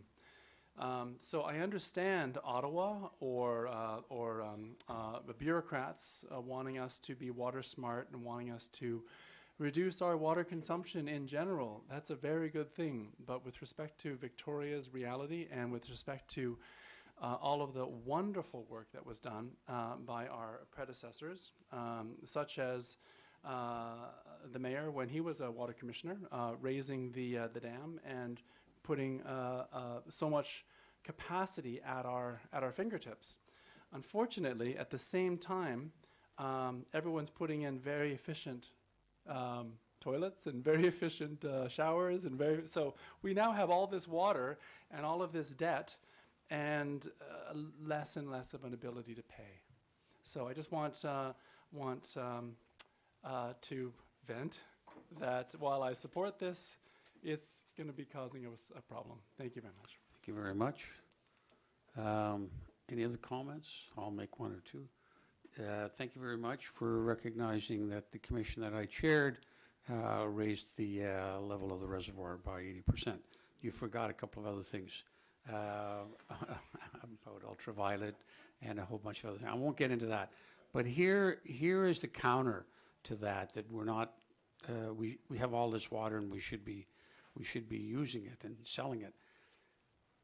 I don't accept that, and I don't think the commissions, when I was chair, accepted that for this reason, because every time we purify water, we spend a significant amount of electrical energy through ultraviolet, and a significant amount of chlorine and ammonia. They enter the atmosphere, they enter the environment at some point, and that's not healthy. So the less water we use, we conserve more electricity and we conserve our environment. So I've heard that argument before. I think Councillor Herbert, who was here before, always said, no, sell as much water as we can. That's kind of saying, well, let's waste our energy and let's pollute too. So I don't ascribe to that. I think this is a big step forward, and I want to thank Mr. Horan. All in favor? Opposed? No one opposed. Thank you very much. Grant opportunity. This always music to our ears, and the motion here is Contract award 15. Oh, contract. Sorry, I skipped that one. Consulting engineering. I was so eager to go right to something green. Consulting engineering services, water supply master plan, which we just agreed to, and the recommendation is to award it to Coeur d'Alene at $49,650. Move. Second. Moved and seconded. Discussion. All in favor? Opposed? None opposed. And then the grant opportunity. Recommendation is we empower staff to proceed with that. We had to submit an application regarding the Humber catchment construction phases for grants. Moved? Seconded. Moved, seconded. Discussion. Congratulations. All Yeah. in favor? Fantastic. All in favor? Opposed? None opposed. Thank you. Correspondence? Nothing. New business? First of all, is there new business? Anybody? Okay, no new business. Report from the CRD. Oh, sorry, I didn't see your hand. Go ahead. Thank you, What's the Chair. new business? Well, I wanted to take this opportunity. I had a question outstanding from the meeting last time. Is this an appropriate time to ask that question that was outstanding from last meeting? I looked to the chair to ask to confirm when's a good time to ask. Technically, it's not, but it could have been asked and should have been asked when we did the minutes, but go ahead.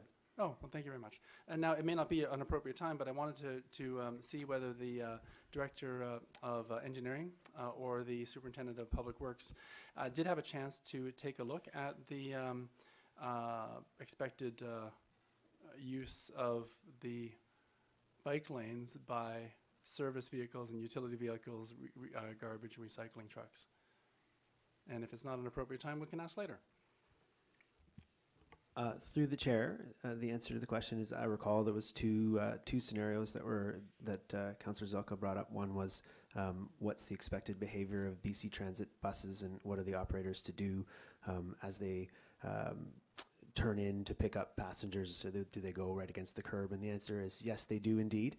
So if they have to cross over a bike lane to do that, they would safely do so. Go pick up the passengers, drop off the passengers, and then carry on. So vehicles behind them, including bicycle drivers, whether they're in the bike lane or cars in the car lanes, need to wait appropriately for the vehicle in front of them to safely carry on. The second part of the question was related to the various, whether it's recycling trucks or garbage trucks, some of them by our contractors, some of them by our own forces. Again, for the most part, there aren't that many areas in Oak Bay where this applies, but for where it does, we would expect the garbage truck operators to go as close to the curb as they can, but they need to have a little bit of room there. So an irresponsible cyclist might try to squeeze in between the vehicle and the curb and try to squeeze through.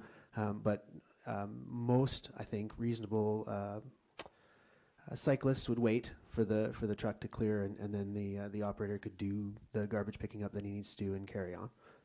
I hope that answers the question. Thank you very much, Chair, for indulging me.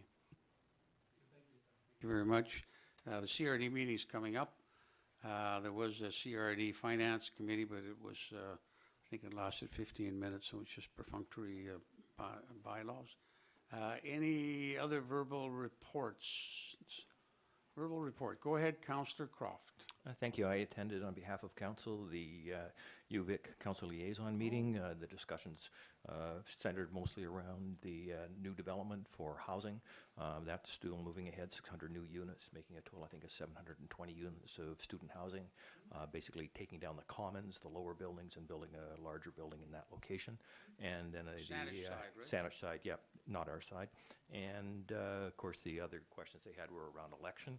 I was also attending the annual general meeting for South Island Prosperity Project. They've produced quite an impressive report. Financially, they're in great shape considering they're 3 years in. They generated over $1 million last year in revenue, spent about $900,000, and they had net assets of $150,000 for the year. They announced at the meeting that a Daytan group is moving to Victoria. It's a Brazilian company with headquarters in San Ramon, California, and they're expecting to move 10 to 15 employees here this year and have between 100 to 200 employees here in the near future. And this is the beginning of maybe 3 to 5 other similar companies that are looking at moving here. They met all of their achievements and more during this past year. Thank you. Thank you very much. Any other verbal reports? Seeing none, I think we're ready for a motion. Oh, okay, go ahead, please. A couple of quick things. Just we want to let you know there's heritage talks scheduled this fall, and I'll just send those. They can be in the minutes officially, but September 19th, 17th, and 21st. There's also the joint heritage and GVPL series that's going on, and those are happening September 26th, 24th, and November 16th. I note that November 21st heritage talk. So why is heritage so important? It's a nice, relaxing day after the election thing we can all do November 21st, so that'll be nice. Heritage conservation area work. I just want to give everybody a heads up. I know not everybody's going to be here, but we had a very long session last Thursday, about 3.5 hours of plowing through everything to get things that have done. We're looking at Thursday, July 19th to have just a touch point with the community, just to get some community feedback on where we're at. So we'll have an afternoon and evening session that day. So if you're in town, book your time. It'd be nice to have you here. We'll have some pretty complete suggestions and some pros and cons and things for people to go through. So that's probably it's really the first chance in a few months that people have had a chance to kind of get a touch point. I'll leave it there. Thank you. Councillor Braithwaite, please. Thanks. Just a quick update that there's a concert in the park again this Thursday at 6:30, and the street market is on Wednesday from 4 to 8, and yoga in the park is on Tuesday. So it's a busy week for. Thank you very much. Councillor Ney. Yeah, I'll just update that the the Mayor's Task Force on Public Engagement is completing its work, but we'll do one more consult with the public at the public market on Wednesday the 11th, starting at 4 outside the hall here, and the public will have opportunities to comment on key parts of the report, like the some of the tools as well as the recommendations. Thank you very much. Now we're ready for a motion to adjourn. Move adjournment. Second. Thank you. Thank you very much. Thank you very much, Ms. I know I haven't, because I wanted the meeting to carry on. So now you've been here 14 hours and 15 minutes. That's not every week every day you have to spend that long. It's usually just 14 hours. So thank you very much. Thanks to all of staff for staying, and carry on. All in favor? Opposed?